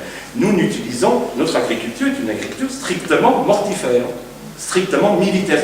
Comme nous n'osons plus déclarer la guerre aux hommes, puisque nous avons inventé la bombe atomique, nous déclarons la guerre à la vie. L'humanité est en train de se suicider. Parce que tout ça, ça rapporte des argents évidemment incroyables. Parce que toutes ces boîtes-là sont absolument rigissimes. Le problème, c'est qu'on ne vous raconte jamais ça. On ne vous dit jamais que Haber a eu pris une prime, on ne vous raconte jamais que le mec a eu DTT a eu pris une prime. Tout ça, c'est très discret. Il faut être au courant, il faut fouiller un peu. Comme je l'ai dit auparavant, rappelez-vous que le chloroéthyle, la base des chimiothérapies, vient du gaz moutarde. Les organochlorés, c'est la base des grands poisons qu'on balance sur la planète. C'est du vérité. Là, vous avez une image déjà plus globale de ce qui se passe. Et tout ça, c'est des firmes qui font un argent lié aux pétroliers, parce qu'il faut beaucoup de pétrole pour faire les synthèses de ces molécules. Mais quand vous commencez à regarder comment tout s'est passé le XXe siècle, tu extermines des 100 millions d'êtres humains, c'est hallucinant. Donc il va bien falloir un jour que l'humanité s'intéresse à la vie et non pas à la mort. C'est un peu compliqué. Et puis ça, les modèles qu'on fait là, ça les choque terriblement, parce que faire vivre un sol au lieu de le tuer, ça les choque. J'ai une question, moi j'aimerais savoir où on en est en Suisse par rapport à ça. J'ai déjà vu du semi-direct, j'ai déjà vu, je crois, de l'agroforesterie, mais je sais pas, je crois que la production intégrée, je sais pas ce que ça veut dire, on est à peu près en France ou on est bon élève ou pas, enfin, par rapport à ça, par rapport au respect du sol. L'Europe est dans la mort. C'est l'Autriche qui est peut-être le plus en bio, mais ils sont pas, par contre, ils ne font pas de semi-direct secondaire. L'Europe ne développe pas le semi-direct secondaire. Il y a trop d'intérêts financiers qui empêchent que ça soit plus. Et c'est très technique, hein, parce que là, ce que je vous décris, bon, je vous le décris rapidement, mais ça ne peut être fait que par des très très bons agriculteurs. Le gars qui fait le concours de la bourre, lui,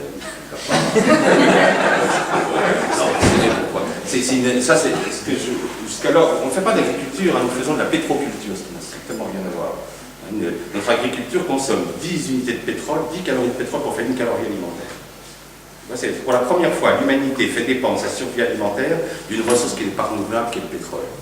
C'est un plan philosophique, c'est extrêmement intéressant. Pendant des milliers d'années, nous avons vécu grâce à une énergie renouvelable qui est le soleil, photosynthèse, et maintenant, nous dépendons uniquement du pétrole.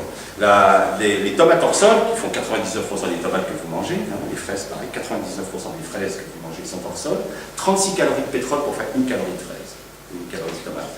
36 calories. C'est-à-dire que quand le pétrole va passer, inévitablement, il va passer à $300 au baril, là, ça va être des milliards de personnes qui vont plus bouffer. Hein. Les gens qui ont des sols morts, qui n'ont pas... Parce qu'en plus, le problème, c'est que toutes ces techniques-là, ça demande d'acheter des nouveaux semoirs. Bon, il faut quand même des moyens financiers pour pouvoir changer de technologie. Et nous sommes en période de crise économique. Non, c'est pas rigolo, le futur. Là. Les hommes ont vidé enfin, des grosses conneries financières, ils sont à genoux. Là, par exemple, nous, on a travaillé sur on a ruiné 300 millions d'hectares autour du bassin amazonien. Hein, on a travaillé de la Colombie, Bolivie, Uruguay, Paraguay, tout ça. On a estimé, il faut compter à peu près 3 000 € de l'hectare pour restaurer les sols. On ne l'a pas. 300 millions d'hectares multipliés par 3 000 €, on ne l'a pas. Hein. Donc les gars qui ne se passent pas en semi-direct en ce moment, ils seront morts économiquement, et c'est des agriculteurs qui seront morts. Et je peux vous dire que, vous voyez, 1200 agriculteurs en 20 ans, ça fait 60 agriculteurs par an pour un pays comme la France. Pas vite, hein. C'est quand même très lent comme prise de conscience, très très lent. Donc on est en droit d'être pessimiste. Juste peut-être un complément d'information pour c'est qu'au niveau de la Confédération, dès le mois de janvier 2014, il y aura des subventions qui se mettront au semi-direct. Donc voilà, ça fait depuis 96, il y a une ferme à Berne qui font des tests de parcelles de semi-direct et l'arbre. Donc là, il faut vraiment voir que... Je ne sais pas si vous faites du semi-direct sous couvert, je sais que vous faites du TCS en Suisse, technique culturelle simplifiée, mais vraiment semi dans les déjà des subventions de ce genre. Le problème, il est que c'est les connaissances qu'il y a pour démarrer. Quoi. Ah oui. Ça, c'est parce que je suis en train d'essayer de commencer, mais la première année, voilà, lors de la classe de faire 8 gâteaux, il va être à cause du manque d'azote, Ah ben ça, il faut que vous ayez un semoir qui soit efficace, il faut que vous ayez un semoir à 3 trémies, un trémie pour l'azote, un trémie pour la petite graine, un trémie pour la grosse graine, vous interférez.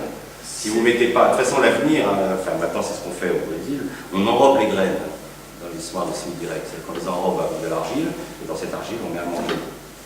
Ce qu'il y a, c'est pas nous, on a des cultivettes, avant je labourais tout le temps où c'était les plus gros prairies.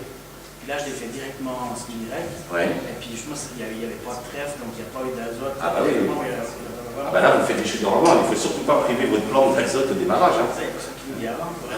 Mais voilà, c'est un apprentissage, c'est la chose.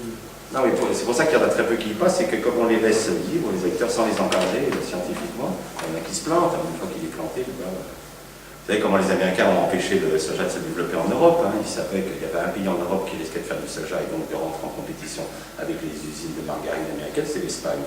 C'est très simple, ils ont envoyé plein de techniciens américains en Espagne, ils ont dit il faut planter du soja, c'est une super plante, super plante. Ils ont livré aux Espagnols une variété dont ils savaient parfaitement que le climat espagnol ne le pousserait pas. Les gars ont fait 10 quintaux, ils ont dégoûté tous les Espagnols du soja, et les Espagnols font plus de soja. C'est très fort quand on a envie, vous savez, de bloquer un système. Pourquoi est-ce qu'on peut se former? Comment? Comment on peut se former? Alors, problème, microbiologie des sols, il n'y a plus de chaires de microbiologie des sols, elles ont toutes été supprimées sous la pression des grands groupes. Donc il n'y a plus de chaires de microbiologie agricole dans le monde. La dernière, c'était Buenos Aires, avec le professeur Molinares. En France, la dernière chaire de microbiologie, moi je suis un fossile vivant, hein, j'ai fait le microbio, elle était faite en 86 en France. Alors maintenant, il y a des enseignements de microbiologie des sols sauvages, des forêts, etc. Il y a des unités dans les universités, mais un enseignement pendant un an sur tous les mécanismes, les cycles du phosphore, il n'y en a plus sur Terre. C'est assez compliqué. Et comme nous, on est détestés par tous les... Là, on a, avant-hier, là, j'ai des élèves d'Agro-Sud de Dijon, ils nous ont demandé, mon épouse à moi, de leur faire une conférence. Alors, évidemment, tous les professeurs ont dit hors de question que les bourguignons viennent enseigner à Agro-Sud. Donc, alors les élèves ont dit, mais pourquoi? On est en démocratie, mais parce qu'ils racontent n'importe quoi, il ne faut pas les écouter. Et donc, les élèves ont réussi à obtenir quand même qu'on donne le cours. Tous les profs ont boycotté, il n'y en a pas un qui est venu. Pas un qui est venu, hein. Et l'amphi était plein, tous les élèves par contre étaient vachement intéressés. Donc il y a un décalage entre une génération qui est complètement has-been, qui n'a rien compris, qui n'a pas pigé dans le futur, quand on est encore avec ses engrais chimiques, ses pesticides, c'est complètement has-been, parce que l'agriculture intensive, elle est has-been. Je veux dire, elle n'a aucun avenir devant elle. Elle est foutue, elle est foutue. Mais ils se cramponnent à leurs vieux trucs, là, c'est des vieux gâteux, quoi. Hein, on appelle ça l'association des vieilles pines quand j'étais étudiant. Les vieilles pines qui n'arrivent pas à évoluer, qui sont complètement branchés. Et par contre, les étudiants extraordinairement avides de connaissances, de nouvelles techniques. C'était assez étonnant de voir ces jeunes qui posaient énormément de questions. Puis, parce que c'est une autre façon de travailler l'agriculture, c'est complètement différent. Hein. On change les dates de semis, enfin tout est différent dans les techniques de semis c'est couvert. On sème plutôt au printemps, on sème plus tard en hiver, on positionne les engrais en localisé pour ne pas donner à manger, parce que dans le système moderne, ils épandent des engrais partout, donc ils nourrissent les adventices. C'est ce que nous, on donne à manger que dans la ligne de semis, on donne à manger qu'à notre plante. Donc les adventices n'ont rien à bouffer, donc nos plantes prennent le dessus. Une fois que votre plante a pris le dessus, l'adventice elle est étouffée. C'est tout un problème de compétition dans la culture. Mais si vous donnez aussi à manger à l'adventice en balançant votre engrais partout, bah, l'adventice ça vous embête. Mais si vous donnez à manger qu'à votre graine, ça change tout. Alors, au Brésil, bon, on est à affaire à des entreprises beaucoup plus grosses qu'en Europe, donc eux, ils ont leur enrobeuse, ils enrobent leurs graines, ils donnent à manger. Ils ont travaillé sur des sols à pH 4, à 95% d'argile, je ne sais pas si vous voyez, les pluviométries à 3 mètres d'eau par an. Et on sème dans 4 mètres de végétation, c'est assez étonnant à voir, hein. C'est vraiment des beaux modèles, hein. C'est des belles, oui, on ne parle plus d'itinéraire technique, hein. On parle de séquences agronomiques, c'est des séquences de plantes qui viennent tout le temps occuper un sol pour ne jamais le laisser vide, parce que dès qu'il est vide, le sol il est détruit par le soleil et par la pluie. Le sol il est fait pour être couvert de végétation, comme notre tête est faite pour être couverte de cheveux. C'est des équilibres qui existent depuis toujours, et c'est comme ça que ça doit marcher. Et le jour, mais dans la tête, le paradigme que représente l'essai de sol toujours couvert, c'est très compliqué pour un agriculteur, parce qu'il y a 6000 ans de masochisme, c'est dans la Bible, hein, la terre produira des épines, tu vas en chier à mort et tout, c'est bien inscrit dans les gènes, quoi. Si t'en baves pas, t'es pas un bon agriculteur. Si le truc est tout simple, c'est que t'es pas sérieux, quoi. T'es pas un gars bien, quoi. L'agriculteur, il doit baver, il doit souffrir, c'est biblique. Alors, moi je me souviens à l'agro, quand j'étais à l'agro à Paris, il y avait une statue d'un mec en bronze qui avait écrit « Jamais le labour n'est trop profond », j'ai une genre de connerie. C'est ça quand vous enseignez à l'agro. Alors, évidemment, quand vous arrivez et que vous dites non, on touche plus au sol, ça bouge beaucoup là. Mais pour ça, il faut avoir la curiosité d'aller voir les milieux naturels. Parce qu'il est là, le grand livre. Le grand livre, c'est la nature. Donc, c'est pas. Qu'est-ce qu'ils font, les gars, dans les pays tropicaux? Ils pètent la forêt, ils pètent un modèle qui marche bien, ils installent un modèle qui marche pas. Et puis ils disent, c'est des sols pourris, on ne pourra jamais nourrir les hommes dessus. Mais non, c'est pas comme ça qu'il faut raisonner. Regardez comment ça marche. Parce que par exemple, la forêt amazonienne, les forêts équatoriales, congolaises, c'est pas le ver de terre qui gère, c'est le termite. C'est un autre monde, complètement différent, avec une grande efficacité, les termites. Je sais, une fois avec les gars, on était dans un trou en forêt amazonienne, 4 mètres de fond, il est tombé 150 mm d'eau, le trou s'est pas rempli. C'est-à-dire qu'à 4 mètres de profondeur, j'avais plus de 150 mm d'eau de perméabilité. En Amazonie, vous faites un trou, ou au Congo, ou au Bornéo, vous faites un trou, quand vous rebouchez le trou, vous n'avez plus assez de terre. Parce qu'en fait, vous allez compacter avec votre pelle. En Europe, vous faites un trou, il y a toujours trop de terre. Alors vous dites, ah, j'aurais dû faire un trou plus gros pour mettre la terre. Pourquoi? Parce que nous, on a 6000 ans de compaction par nos machines, alors que quand vous allez dans les forêts équatoriales qui n'ont pas été touchées par l'homme, elles ont des millions d'années d'aération par les termites. Donc en fait, quand vous rentrez votre pelle, vous écrasez les boulettes fécales des termites, les crottes des termites, et vous compactez, donc il vous manque ça de terre quand vous touchez le trou. C'est des choses bêtes, vous voyez, c'est des observations très simples comme ça. Mettre un thermomètre, quand je travaille en Afrique avec les Africains, je fais des trucs tout bêtes, quoi. Je leur fais installer un mulch, et puis ensuite je prends le thermomètre, des trucs tout simples, vous voyez, des choses vraiment que tout agriculteur du monde peut comprendre. Je lui montre un sol, alors là en Afrique on monte à 80 degrés hein, quand on met les sols au soleil. Je lui montre le sol à 80 degrés complètement mort, je lui mets sous le mulch 28 degrés, je lui dis, tu vois, là tout le monde peut vivre.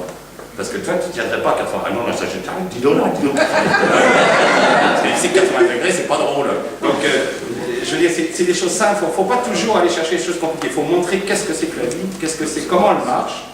L'étudier, c'est elle, notre grand livre. Le grand livre à feuilleter, c'est le monde naturel. Le problème, c'est qu'il y a une opposition entre agriculteurs et écologistes. Alors, les écologistes connaissent rien à l'agriculteur, ils racontent des conneries, les écologistes sur l'agriculture. Et les agriculteurs détestent les écologistes. Donc, c'est deux mondes qui ne veulent pas s'entendre, alors qu'ils sont absolument indispensables. Il faut absolument un agriculteur, l'agriculteur de demain, ce sera le métier le plus complexe du monde, beaucoup plus complexe que le métier de médecin. C'est quelqu'un qui sera climatologue, il sera spécialiste en physiologie végétale, il connaîtra la pédologie, la géologie, le traitement de topographie, d'hydrologie. C'est un métier d'une complexité incroyable, il connaîtra les relations sociales des animaux, etc. Donc il fera la phytosociologie et aussi la sociologie animale. Donc c'est un métier d'une immense complexité et on a fait croire à tout le monde que c'est un métier d'abruti. Évidemment, ça ne peut pas marcher. D'ailleurs, il faut voir les noms, comment on traite les paysans, des ploucs, des cutéreux, que des noms d'oiseaux, alors que c'est le métier le plus complexe de la planète. Alors pourquoi l'humanité ne s'est pas intéressée à l'agriculture? Parce que tout ça, c'est des sujets extrêmement passionnants. À la fin du XVIIIe, le grand moment de la catastrophe, le XVIIIe, qu'on appelle le siècle lumière, c'est le début de la grande catastrophe pour l'humanité. On va se demander comment on va appeler la science agricole. Parce que personne ne s'intéressait à l'agriculture jusqu'alors, on avait créé la géologie, la botanique, la physiologie. L'agriculture en tant que science n'existait pas. Donc il y a deux écoles qui vont s'engueuler. L'école anglaise, qui va appeler ça agronomie, agros nomen, j'impose ma loi, nomen en grec la loi, j'impose ma loi au champ. Et puis l'école française de Gasparin qui dit non, pas du tout, de Gasparin qui dit non, on va appeler ça agrologos, agrologie, la connaissance du sol pour pouvoir, la connaissance du champ pour pouvoir le cultiver. C'est évidemment le système anglo-saxon qui va gagner, et on va détruire les sols, parce qu'on ne prend pas le temps de les connaître. Et la science pédologique, la science du sol, ne date que de la fin du 19e siècle. C'est une des dernières sciences créées. Donc on est d'une ignorance face au sol, alors que c'est le milieu qui lâche 80% de la vie. On est d'une ignorance totale. C'est le grand continent inconnu. C'est plus inconnu que... C'est un peu comme étaient les océans avant qu'on, comme en Couche-Tôt, se mette à plonger dedans et nous montrer qu'il y avait des poissons extraordinaires. On croyait que c'était un milieu liquide sombre avec des bateaux coulés dedans et des marins crevés, mais on n'imaginait pas qu'il y avait des coraux, qu'il y avait une telle splendeur dans les océans. Ben, le sol, c'est pareil. Tous ces animaux-là, on ne les connaît pas. Observer des racines sur le terrain, c'est très compliqué. C'est un milieu difficile d'observation. Donc on a décidé que c'était un support, on balance les engrais, puis surtout, je veux politique de l'autruche, je ne veux pas savoir ce qui se passe dedans, c'est trop compliqué, je simplifie le système et je balance les engrais. Non, c'est pas comme ça. Donc l'agriculture de demain sera une agriculture absolument passionnante qui demandera un haut niveau de connaissances scientifiques de la part des agriculteurs. Il faudra des machines beaucoup plus respectueuses des sols, beaucoup plus légères, avec des plus basses pressions. Enfin, il faudra que ce soit quelque chose d'extrêmement respectueux. La terre est fragile, la terre est féminine en plus, donc elle a besoin d'être caressée, elle a besoin d'être violée. J'ai une question de recommandation. Il y a certains schémas qui ont l'air d'être extraits d'un bouquin. Oui, j'ai écrit un livre, avec mon épouse, on a écrit un livre qui s'appelle Le sol, la terre et les champs. J'en ai là, si vous voulez, là, qui veut dire dans lequel, alors là, il y a tous les schémas, tous les graphiques, il y a des photos de la faune, des différentes espèces animales, c'est des espèces magnifiques. On voudrait faire un livre d'ailleurs sur la faune du sol, parce qu'on commence à avoir des photos très très belles, c'est des éléments d'une grande beauté dans le sol, extrêmement colorés, ont des formes incroyables. En plus, la nature elle est très très très créatrice en point de vue forme, elle fait des formes assez inouïes. On voudrait faire un film, parce que je crois qu'un livre, grand public, simplement que les gens voient tout ce qui vit dans nos sols au lieu de balancer des produits dessus, et essayer de comprendre que c'est un milieu d'une grande richesse, d'une grande poésie en plus. Et ça, ce qu'il faut, c'est réussir à réunir la science du sol et la poésie de la terre. Ne pas les opposer, réussir à les réunir. J'ai encore d'autres questions, désolé. Finalement, si je résume un petit peu votre exposé, on a l'impression que le Brésil, c'est un peu l'Eldorado de l'agriculteur moderne. Non, parce qu'ils ont amené, là, Monsanto a amené les OGM et est en train de faire la même catastrophe qu'en Argentine. Mais au départ, oui, c'est un pays qui a eu une créativité très intéressante au niveau du semi-aride sous couvert. Et à quoi vous attribuez ça par rapport à un pays comme la France? Et parce que ils ont tué, sur le continent américain, on a tué tous les autochtones. Enfin, il en reste quand même des Indiens. En fait, au Brésil, on donnait des primes, quand on rapportait des oreilles d'Indiens, on avait des primes du gouvernement. Ça va, donc c'est des pays qui ont pété tout le savoir, toute la connaissance, parce qu'en fait, connaître, c'est naître avec. Donc vous ne pouvez connaître un pays que si vous êtes né dedans, comme Nachéré en latin. Donc quand vous massacrez toute une population, quand on travaille sur le continent américain, on dit comment elle s'appelle votre parcelle, B62. Non, ça c'est un nom de bombardier. Oui, mais je l'appelle B62, je trouve ça drôle. Bon, d'accord, mais alors qu'en France, vous allez en Europe, c'est que des noms qui, par exemple, quand quelqu'un vous dit ça, c'est tout il faut, vous savez que le sol est pauvre. Et puis si la parcelle s'appelle, ça c'est la parcelle des centécules, vous savez que c'est un sol qui est riche, vous avez déjà une information, rien que par la toponymie, vous savez déjà ce que vous allez trouver en faisant votre trou. Tandis que là-bas, tout a été tué. Donc ils n'ont plus de nom de parcelles, ils n'ont plus de nom, ils ont fait des champs de 5000 hectares qui ne s'arrêtent pas, donc ils ont perdu leurs racines. Alors ces gens-là sont arrivés dans un milieu, ils sont venus d'Europe, on a beaucoup d'Hollandais, d'Allemands, des Japonais aussi au Brésil. Ces types sont arrivés dans un milieu qu'évidemment ils ne connaissaient pas, ils ont commencé à le détruire de façon hallucinante, ils se sont rendus compte que ça ne marchait pas dans le truc. Donc du coup, ils ont cherché, comme ils étaient perdus tout. Moi, j'ai vu des gens perdre 1 mètre de terre sur 5000 hectares en une journée. C'est impressionnant, le gars a tout perdre. La maison enfouie sous la boue, les moissonneuses batteuses, tout. Le type, il part en culotte avec sa bagnole et sa femme et ses enfants, c'est tout. C'est impressionnant. Là-bas, c'est très violent quand on fait des erreurs. Donc, c'est des gens qui ont accepté de penser d'autres modèles. Parce que ça ne marchait pas. Tout le système intensif ne marchait pas dans ces pays-là. C'était des pays trop violents, ils perdaient la matière organique. On minéralise 60% de la matière organique par an en pays tropical quand vous mettez le sol au soleil. Vous voyez, en 2 ans, c'est terminé, c'est réglé. Donc en 5 ans, les types avaient ruiné. Alors, ils dépensaient énormément d'argent à défricher, à casser la forêt. 5 ans après, c'était foutu. Donc c'est des gens qui ont accepté. Tandis qu'ici, vous êtes dans des pays qui ont toute une mythologie. Donc c'était le philosophe Michel Alliat qui disait « l'homme ne peut pas se passer de mythe ». Et le problème, c'est que la mythologie biblique ne correspond plus du tout à ce que nous savons maintenant de ce milieu sol. Donc il faut changer de mythe. C'est très compliqué, les hommes n'aiment pas changer de mythe, ils sont installés dans leur mythe. Donc ils ont beaucoup de mal. Pour eux, la terre, c'est une marâtre, il faut la violer pour la féconder, il faut y aller, il faut costaud avec. C'est pas quelque chose de subtil, de sensible, c'est quelque chose, il faut prendre le tracteur, on va l'avoir. Parce qu'avant, les gars, ils ont pendant des milliers d'années, vous avez la situation actuelle. À l'heure actuelle, vous avez 1,3 milliard d'agriculteurs sur la planète. Vous savez combien ont une machine? Vous avez un tracteur avec... vous savez combien on a sur 1,3 milliard, à votre avis? Combien? 5 milliards. Il y en a 30 millions. Sur 1,3 milliard, il y en a 30 millions qui ont une machine. Vous savez combien ont la traction animale? Ils peuvent travailler avec des bœufs, ou des chevaux, ou des mulets. 200 millions. Il y a 1 milliard de paysans qui n'ont que leurs bras pour travailler la terre. C'est ça la réalité agronomique de la planète. Donc quand vous arrivez avec un paysan malgache et que vous lui faites passer de 140 heures de boulot à la haie, avec sa petite houe, puis que vous lui faites faire du semi-direct et puis que la faux ça va quand même beaucoup plus vite que la houe, ben, il vous aime bien parce que lui, il se rend compte que dans les épaules ça va mieux. 140 heures, 30 heures, il apprécie. Tandis que le gars qui roule son tracteur, vous lui dites, bon, t'arrêtes la charrue. Lui, de toute façon, c'est pas lui qui la tire, la charrue, c'est le tracteur. Donc il ne voit pas. Je me souviens une fois un congrès, Slow Food avait organisé le premier congrès paysan du monde, qui s'appelait Terra Madre. Et c'est très beau parce qu'il y avait des paysans du monde entier, c'était avec leurs costumes régionaux, c'était des Mongols, c'était fabuleux, tous très très beaux dans les costumes régionaux. Et il y avait un Québécois j'étais chairman de matinée, et il y avait un Québécois qui présentait l'étude économique qu'il avait faite, qui montrait que jusqu'à 30 hectares, c'est pas la peine d'avoir des matériels, le cheval suffit très bien. Économiquement, c'est plus rentable de travailler au cheval 30 hectares, avec plusieurs chevaux évidemment, que d'avoir un tracteur. Alors il fait son exposé, puis à la fin il dit, ouais, écoute donc, là, maintenant je vais faire un petit, on va lever la main, alors, il y en a combien qu'on a le cheval, là? Personne qui lève la main. Bah, comment, comment que ça se fait? Vous avez pas... Il y a un petit Vietnamien qui lève la main qui dit, moi j'ai un hectare, je ne peux pas nourrir un cheval sur un hectare plus ma famille. Ah, ben je crois que mon discours n'est pas adapté aux personnes. Alors, je dis, non, là, t'es devant des paysans de la planète qui ont un hectare et demi, ils ne peuvent pas nourrir de chevaux.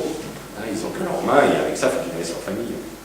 Donc là, il s'est rendu compte que c'était pas ce qu'était la réalité agronomique, si vous voulez, paysanne, comme on est en Afrique. Déjà, ils n'ont pas le moyen d'avoir des choses, ils sont restent trop petites. Ce qu'il faut, c'est leur apprendre à faire. Alors, ils ont en plus, parce que ça aussi, ça fait partie des propagandes de l'agronomie. On vous raconte que nous sommes dans une agriculture intensive. Ce qui est complètement faux, pas dans une agriculture intensive. Nous sommes dans une agriculture qui a une forte productivité par paysan. Un paysan en Europe peut, en Beauce, par exemple, il cultive 500 hectares tout seul. Vous savez qu'un paysan tout seul est capable de nourrir beaucoup de monde. Par contre, si vous faites la productivité au mètre carré, elle est extraordinairement faible. Les agricultures les plus productrices au mètre carré sont les agricultures paysannes. Si vous prenez le modèle du milpa, par exemple, des Aztèques, le gars, il plante, il a son bâton à fouiller, hein, il n'a pas d'instrument, il fait un trou dans le sol, il met une graine de maïs, une graine de haricot, il rebouche avec le pied, et puis à côté, il met une graine de courge, pareil, il fait son trou, une graine de courge, il referme avec le pied.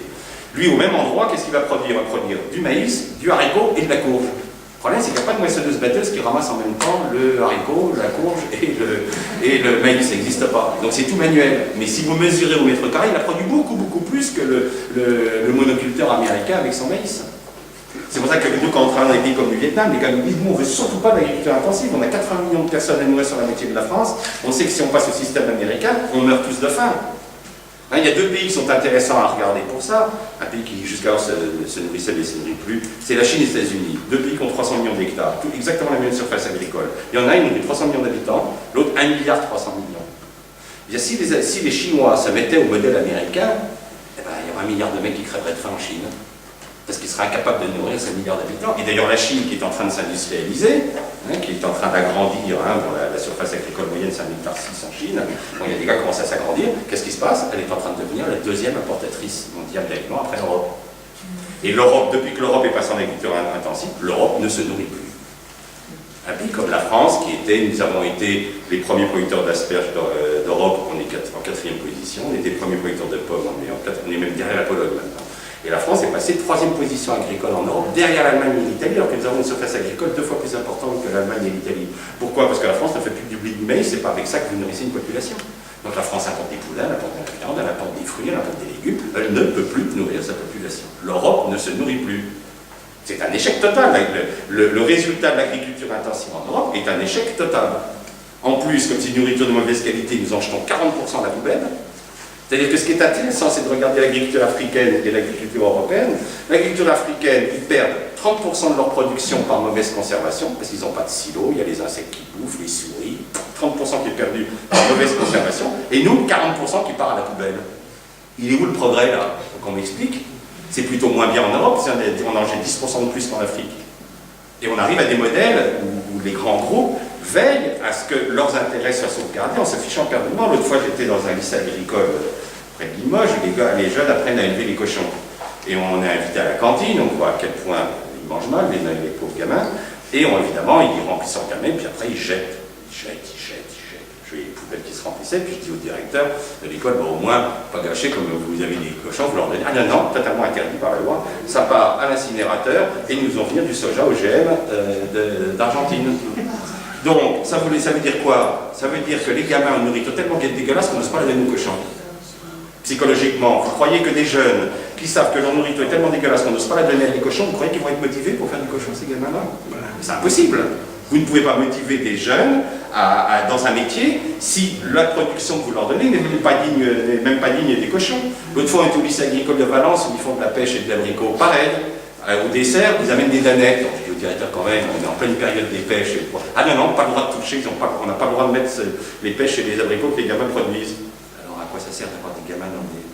Non mais c'est hallucinant, je vous assure que ce monde est malade, vraiment gravement malade. Tout ça parce qu'il y a des profits qui font passer des lois pour que la nourriture soit achetée et non pas ceux d'Exo qui fournissent la bouffe, la malbouffe aux gamins, mon gamin. C'est terrible, une société qui fait ça, c'est terrible, il est foutu. Une société qui négocie mal ses gamins, qui les empoisonne et les fait morts. Cette situation est foutue, elle est en train de crever. C'est une nouvelle qui se prépare. Vous verrez, ce que je vous présente là, ce sera comme ça qu'on fera de l'agriculture. Mais bon, il faut le temps que les mentalités changent. Je voudrais vous poser une question technique sur la situation avec la vigne. Qu'est-ce que vous en pensez de la réservation mécanique par diffusion thermique? Est-ce que ça met en péril les vecteurs que vous avez présentés tout à l'heure? Bon, c'est sûr que ça détruit plus que... Vous savez, la vigne, il n'y a pas besoin... Bon, la vigne, c'est une plante spéciale, c'est la seule plante au monde dont il faut travailler les racines. On ne travaille pas les racines des cerisiers, les racines des pommiers, mais la vigne, il faut lui casser ses racines pour raison simple, c'est que les racines superficielles se congèlent d'eau au mois d'août et ça gonfle les raisins et on fait des mauvais vins. Donc depuis que l'homme cultive la vigne, il sait que pour faire des grands vins, il faut lui casser les racines superficielles. Et ça, on le fait mécaniquement, on n'a pas besoin d'utiliser le feu. Vous avez des petites grilles, vous avez des intercepts qui passent entre les grandes vignes, et ça ne fait pas de dégâts. Parce que vous détruisez mécaniquement votre herbe, après cette herbe va se décomposer, donner à manger à la faune, il va en repousser à nouveau, puis il faut recommencer. C'est mécanique, c'est la meilleure. Hein, autrefois, ils faisaient tout à la binette. Bon, maintenant, heureusement, on peut faire ça mécaniquement. La question est bien dans ce contexte. On avait déjà discuté. C'est beaucoup passé en grande surface culture. Dans le cas, c'est 600 hectares. 600 hectares de vignes. C'est pas... À la fin de la machine. C'est pour ça que je pose la question. Si l'aspect technique, c'est quelque chose de... 600 hectares de vignes. Donc ça, en principe, ils vont commencer par 30 hectares. Ah oui, parce que là... Et il faut voir que ça donne. C'est pas évident. Et après... Avec ces méthodes, ça se fait. Nous, ce qu'on fait quand on arrive sur un domaine, c'est qu'on classe les sols. Il y a des sols qui vont faire des vins à 20 € la bouteille, et puis il y a des sols qui ne feront jamais autre chose que des vins à 2 € la bouteille. Donc on ne va pas investir, si vous voulez, du travail compliqué sur un sol qui fait du vin à 2 € la bouteille. Par contre, si vous vendez 20 €, vous pouvez investir, soigner beaucoup plus votre vigne. Donc c'est plus connaître son sol pour savoir comment le gérer.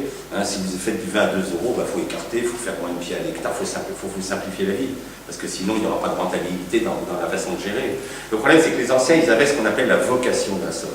Ils connaissaient les sols. Ils ne disaient pas, comme maintenant, nous on dit ça c'est un sol pauvre, ça c'est un sol riche. Pas comme ça qu'ils disaient les anciens. Ils disaient ça c'est un sol pour faire du vin, ça c'est un sol pour faire de l'olive, ça c'est un sol pour faire des céréales, ça c'est un sol pour faire du lait, ça c'est un sol pour faire de la viande. C'est-à-dire qu'ils avaient une connaissance, hein, ils s'appelaient paysans, ils étaient leur pays. Donc cette vocation était complètement... On a fait croire aux agriculteurs qu'avec les engrais, on faisait n'importe quoi, n'importe où. C'est pas vrai. Vous ne faites pas bon, vous pouvez faire de la merde partout, puis vous ne ferez pas bon partout, c'est pas vrai, il y a des terroirs. Et le problème du terroir, c'est que le sol n'est pas politiquement correct. Et comme nous sommes dans des pseudo-démocraties qui jouent au politiquement correct, évidemment on déteste la terre n'est pas politiquement correcte. Il y a des gars qui ont des grands crus, puis il y a des gars qui ont des villages, bon, mais ça c'est comme ça, puis ça on n'y peut rien, et puis vous ne transformerez pas un village en grand cru. Bon, c'est injuste, c'est vrai, je reconnais que c'est injuste. Mais bon, la planète est comme ça, la vie n'est pas juste, elle est variée, elle est diversifiée. Heureusement qu'en Bourgogne, sur les grands crus de la côte, ils ne font pas des céréales. Ils feraient des céréales, ils seraient très cons. Mais heureusement, ils sont astucieux, ils font du vin. Et ça, ils vivent très bien.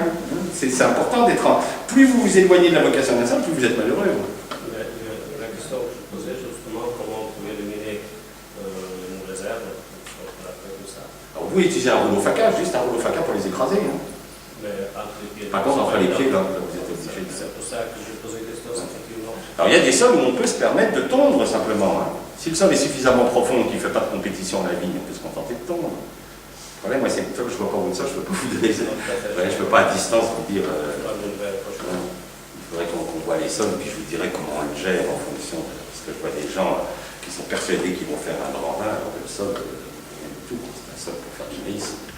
À l'échelle d'un particulier, c'est-à-dire pour les potagers, en montagne ou partout, tout le monde a son potager. Actuellement, on parle beaucoup de permaculture, vous pensez quoi? Qu'est-ce qu'on devrait faire exactement pour respecter un peu ça, mais vraiment à l'échelle d'un particulier, enfin.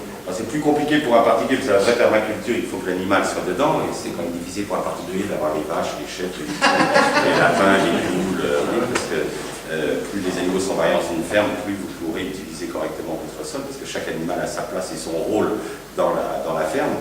Quand vous êtes particulier, ça va être plus compliqué. Bon, essayez d'avoir quand même des animaux, au moins des poules, des pigeons, au moins des oiseaux, qui sont des grands nettoyeurs, qui mangent beaucoup de parasites, beaucoup d'insectes, de vers blancs, tout ça.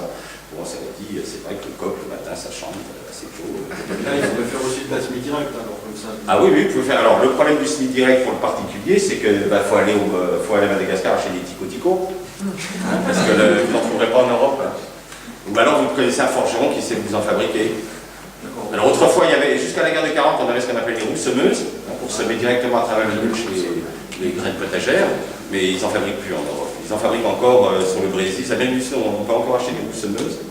Donc plutôt, vous voyez, les gens, si au lieu de se faire dorer le cul à Paco Cabana, ils ramenaient des roues semeuses, ce serait plus intelligent comme voyage. Ça leur permettrait de faire du maraîchage en rentrant à la maison. Donc là, ça serait tout à fait possible. Parce que c'est bien, oui, vous avez une dizaine de grilles avec toutes les tailles de trous depuis le radis jusqu'au haricot. Vous pouvez semer tout ce que vous voulez à travers le mulch.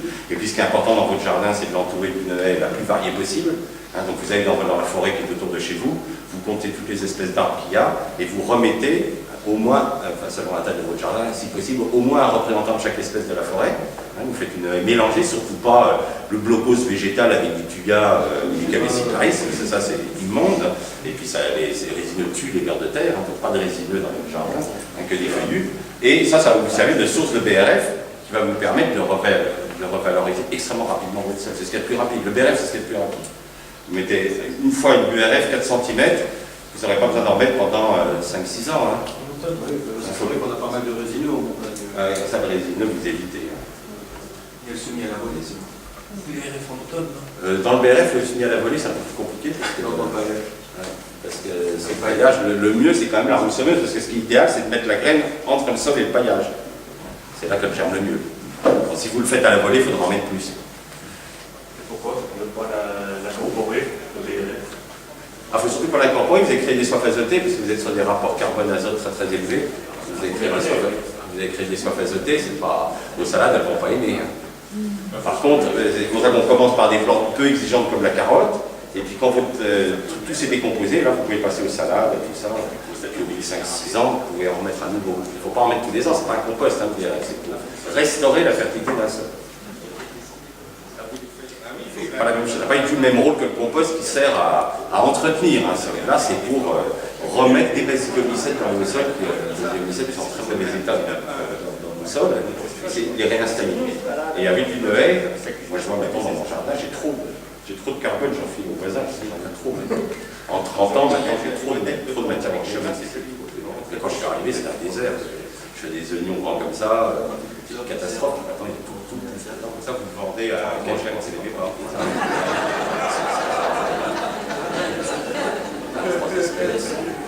on a des arbres qui font 15 de haut. Arrêtez de se faire avec les pommes de terre, ça va faire les patates. Ça produit un BRF. Combien de kilomètres de haie, c'est ça? Vous les cultivisez avec votre râteau à peu près à la même distance. Vous leur mettez ça, c'est un peu ça va. Pour un petit jardin particulier, c'est pas très réservé. Vous n'avez rien à faire quand vous voulez des patates, vous soulevez les mains, mettez vos plates-bandes avec, vous n'allez pas désherber, c'est comme ça que les paysans vont au travers. C'est très reposant. Ce qu'il faut bien oublier, c'est arrêter d'enfrir de la technique que j'adopte et c'est très reposant. Et puis elles sont profond, les patates sont si faciles à sortir de terre. Tu peux mettre les laisser en année, quoi. Dans le BRF pour les framboisiers, tout ça extraordinaire, tous les petits fruits fabuleux. L'orce à framboisier est une plante forestière. Alors, le gazon ne peut être durable que si vous le laissez monter en fleurs, c'est fondamental, sinon si vous tombez, l'occupation des citadins, des ponts de dimanche, vous allez faire disparaître un groupe qui est fondamental pour le fonctionnement du sol, c'est pour vos agglomerations, non, mais par contre, vous pouvez associer à votre tomate faire des piquets en croisés, des haricots sur chaque piquet, le haricot de la mousse qui alors, ce qu'il y a, c'est qu'attention, les plantes ne s'entendent pas du tout, l'oignon ne s'entend pas du tout, le haricot, les plantes sont comme nous, des trucs aussi qu'on appelle les gens, qui supportent pas, les gens, il faut quand même connaître les petites règles de base des associations végétales. Parce que sinon, sinon ça ne marche pas. Vous voulez que vos roses soient plus parfumées, plantez des œufs. Des eaux qui ont votre rosier, vous allez voir, ils adhèrent extra. Là, ils se tirent, il peut pas faire la rose. Il y a plein de trucs, les anciens qui étaient beaucoup moins décalants que nous, ils avaient ce qu'on appelait, bon, ça aussi c'est des choses intéressantes. Pourquoi l'Europe a mal géré ses excréments? On a toujours caché nos excréments au fond du jardin, ça a toujours été un endroit qui puait, alors que les paysans géraient très bien les excréments de ces animaux, les fermes sentaient bon, on mettait de la paille sous les bêtes, et ça sentait très bon dans les étables, et ça puait dans les cabinets au fond du jardin, où l'homme ne mettait pas de paille. C'est très curieux. Pourquoi il ne paillait pas ses propres toilettes et pourquoi il paillait ses animaux? Alors qu'en Chine, ils paillaient, parce que les Chinois mélangent la paille et la terre avec leurs excréments, ils avaient des excréments qui ne sentaient pas mauvais, d'excellente qualité, et ils avaient remarqué un truc pas astucieux. Vous savez, quand vous mangez les asperges, surtout les asperges chimiques, c'est épouvantable, vous allez aux toilettes, ça pue. Et plus elle est chimiquée, plus ça pue. Et les anciens, ils avaient trouvé un truc tout simple, ils mettaient du bois ramé avec des raisins dans les toilettes quand ils mangeaient des asperges. Et le bois de terrain fait qu'il y a aucune odeur qui a été mise. Tout ça, c'était des petites choses que les anciens connaissaient très très bien. Mais si vous refaites des asperges correctes, faites sur BRF, correctement nourries, vous verrez que quand vous irez pisser, ça ne sentira pas mauvais. Là, j'ai amené à faire des très très bonnes asperges à un maraîcher qui connaît, il n'en avait jamais fait de sa vie. Je lui ai trouvé un très très beau terroir à asperges. Bon, il est vend maintenant 20 € du kilo, il est sur les grandes tables 3 étoiles à Paris, il est à l'Élysée. Et l'autre fois, il s'est fait acheter tout par les Japonais. Et il a demandé aux Japonais lui acheter des asperges. Et ben, on en a acheté chez Fauchon, puis les asperges, quand on va aux toilettes, ça ne pue pas. Et comme les Japonais ont des gros problèmes avec le pipi caca, ils ont des toilettes très très compliquées avec des jets de parfum et de la musique. Ils ont des gros problèmes avec le caca. Donc ils sont ravis que ça ne sente pas mauvais quand ils font pipi. Ils vendent toutes ces asperges au Japon. Et on lui a fait faire des fraises plein champ, parce qu'il y a quasiment plus personne qui fait des fraises plein champ. Il nous a raconté ça que je trouve très drôle. C'est un gars, c'est un provençal. Il est content parce que c'est un gars qui se prépare à ses fils, ne voulait plus reprendre parce qu'il ne vivait pas bien. Donc on l'a complètement changé, quoi. Au lieu de faire 50 tonnes de melons dégueulasses qu'on lui achetait à 1,5 € le kilo, il fait des melons délicieux qui vendent à 1 € pièce. Donc on l'a fait passer de 50 tonnes à 20 tonnes, il gagne mieux sa vie. Les fraises, on lui a fait passer pareil, ces fraises, on lui achetait rien. Maintenant il les vend 7 € du kilo. Et pareil, il passe de 50 tonnes à 30 tonnes. Donc moi, comme il dit, j'ai moins de frais de ramassage, je me fais tout moins, je suis moins énervé, puis je gagne mieux. Il me raconte, il dit ça, c'est drôle, il était en tête de gondole à Carrefour, parce que ces fraises sont tellement bonnes que Carrefour ils utilisent pour vendre les merdes espagnoles cartonnées qu'il y a derrière OGM. Et alors il me dit un jour, j'ai une petite grand-mère qui arrive, elle arrive, la dame, je la vois, elle prend une barquette de fraises espagnoles et elle vient me prendre une barquette. Alors moi je lui dis, madame, je m'excuse de mon indiscrétion, mais je ne comprends pas. Pourquoi vous me prenez une barquette à moi et l'autre des Espagnols? Ah, peu cher, que dit la grand-mère. Les Espagnols, c'est pour ma tortue. Alors aussi, c'est pour la Il dit, la semaine suivante, la grand-mère, on le revient avec son caddie, elle me prend deux barquettes. Je dis, madame, mais pourquoi vous me prenez des cartes? Oh, peu cher, j'ai eu le malheur de faire goûter vos fraises à ma tortue, elle ne veut plus.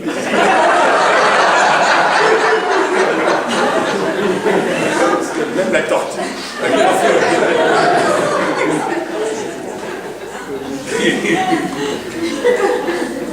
Il est excellent. Il est content parce que ses fils restent, et puis la fierté puis il prend ses melons, il a un mustimètre comme pour la vigne, il y a un taux de sucre, il a retrouvé la fierté de son métier, quoi. Il livre pas de la merde, il fait vraiment un produit dont il est fier. Ça c'est important parce que le nombre de paysans qui sont schizophrènes, c'est-à-dire qu'ils ne mangent pas ce qu'ils produisent, c'est affolant. Une fois je faisais une conférence pour des élèves du lycée agricole d'Annecy. Donc je leur explique comment on fait pour faire de la viande de qualité, du lait de qualité, comment doit être la prairie, comment on élève les troupeaux, tout ça. Et puis à midi, il y a le prof qui dit, bon, cet après-midi, on va chez le plus gros engraisseur de la région, il fait du torian de batterie à 5 kg au jour, en silage, hormones et tout. Bah, je dis, bon, bah, qu'est-ce que tu veux? Ils auront 2 sons de cloche, comme ça, les gamins, ils auront un son de cloche qualité le matin, puis une heure de l'après-midi, puis c'est bien, ils font leur choix. Et on arrive chez le gars l'après-midi, alors le type commence à expliquer, fait le graphique, 5 kilos jour, les gamins, ils étaient à l'admiration, ils trouvaient que ce que j'avais dit, c'était nul, quoi. Et puis, ces coups de peau, c'était un peu avant Noël, il y a sa fille qui arrive, qui dit, papa, le veau qu'on tue pour Noël, je le prends dans quel lot? Il y a le père qui dit, mais tu sais bien qu'on mange pas cette merde. Ah, c'est nul, là, j'étais content, hein. J'étais content parce que là, du coup, les gamins sont c'est peut-être pas ça l'avenir. Donc, ils vivent en schizophrénie, les gars. C'est-à-dire que ce gars, il a un fond qu'il met à part spécialement pour lui, et ça ne gêne pas, il dit, cette merde, elle n'est pas pour moi. C'est terrible de vivre comme ça, c'est de la schizophrénie. Il y a une association ou un forum où on peut trouver des informations ou véhiculer l'information, faire quelque chose avec tout ce que vous nous avez appris ce soir. Ben, déjà, lisez notre livre, ça vous apprendra beaucoup. Genre, des forums, je ne sais pas, on fait des conférences, très peu d'informations sur l'agriculture, c'est curieux, hein, les gens ne connaissent pas l'agriculture. Mais c'est peut-être là qu'il faudrait plus agir au niveau du consommateur, quoi. C'est lui qui... Les gens ne connaissent pas l'agriculture. Vous savez, ils quittent la ville, ils passent sur l'autoroute, ils vont se bronzer les fesses sur les plages, et puis ils voient des panneaux, vaches, maïs, voilà, c'est ce qu'ils ont vu de l'agriculture, en roulant à 130 à l'heure sur l'autoroute. Et puis en hiver, ils vont au ski, et ils repassent devant les mêmes panneaux, vaches, maïs, voilà, c'est ce qu'ils ont vu de l'agriculture. Donc c'est sûr qu'ils en sont loin. Hein.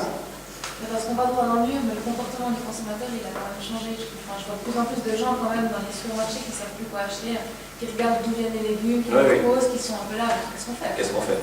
Il y a quand même de plus en plus de scandales qui explosent. De toute façon, on ne peut pas cacher la vérité éternellement. C'est ça, quoi. J'ai quand même envie de croire qu'il y a quelque chose à faire.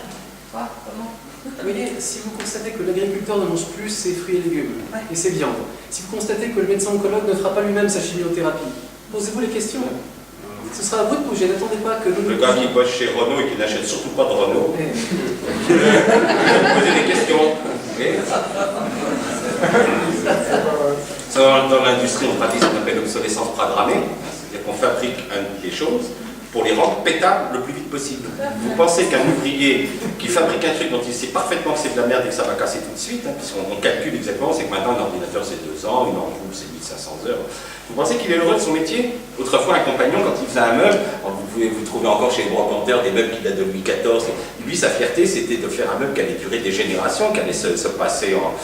moi, dans ma famille, il y a un meuble qui vient, j'avais une arrière-grand-mère qui était nourrice, et elle a décidé qu'avec en allaitant des fils de bourgeois, elle s'est acheté une commode Napoléon Ier avec sa décoration dessus, et elle a décidé que ça devait être passé que par les filles. Donc c'est ma grand-mère qui l'a eu, puis ma mère, puis ma sœur, ça se transmet de génération. C'était ça, il y avait cette notion du métier bien fait, le bel ouvrage, et maintenant on apprend à saboter leur boulot, mais c'est pas une hallucinant, quoi.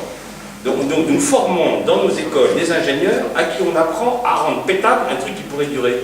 Mais ça ne peut pas, une société ne peut pas, il n'y a plus un métier où les gens se sentent bien dans leur métier, c'est terrible ça. C'est comme ça que vous cassez le moral des jeunes, nous sommes dans une société hopeless, qui n'a plus d'espoir, parce qu'elle ne fait faire que des produits de merde aux gens, c'est terrible ça.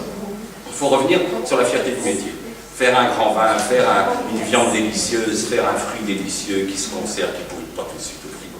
C'est ça la fierté du métier, refaire des meubles qui durent, refaire un objet que vous allez pouvoir garder toute votre vie. C'est ça la noblesse du métier. C'est pas de fabriquer de la merde comme font les grands industriels. Donc cette obsolescence programmée, c'est un scandale. On sait faire des voitures qui durent 5 millions de kilomètres. Normalement, les voitures, vous devriez les transmettre, on sait faire des pneus qui font 5 millions de kilomètres. Tout ça, c'est parfaitement au point. On sait faire des voitures qui consomment moins d'un litre au 100.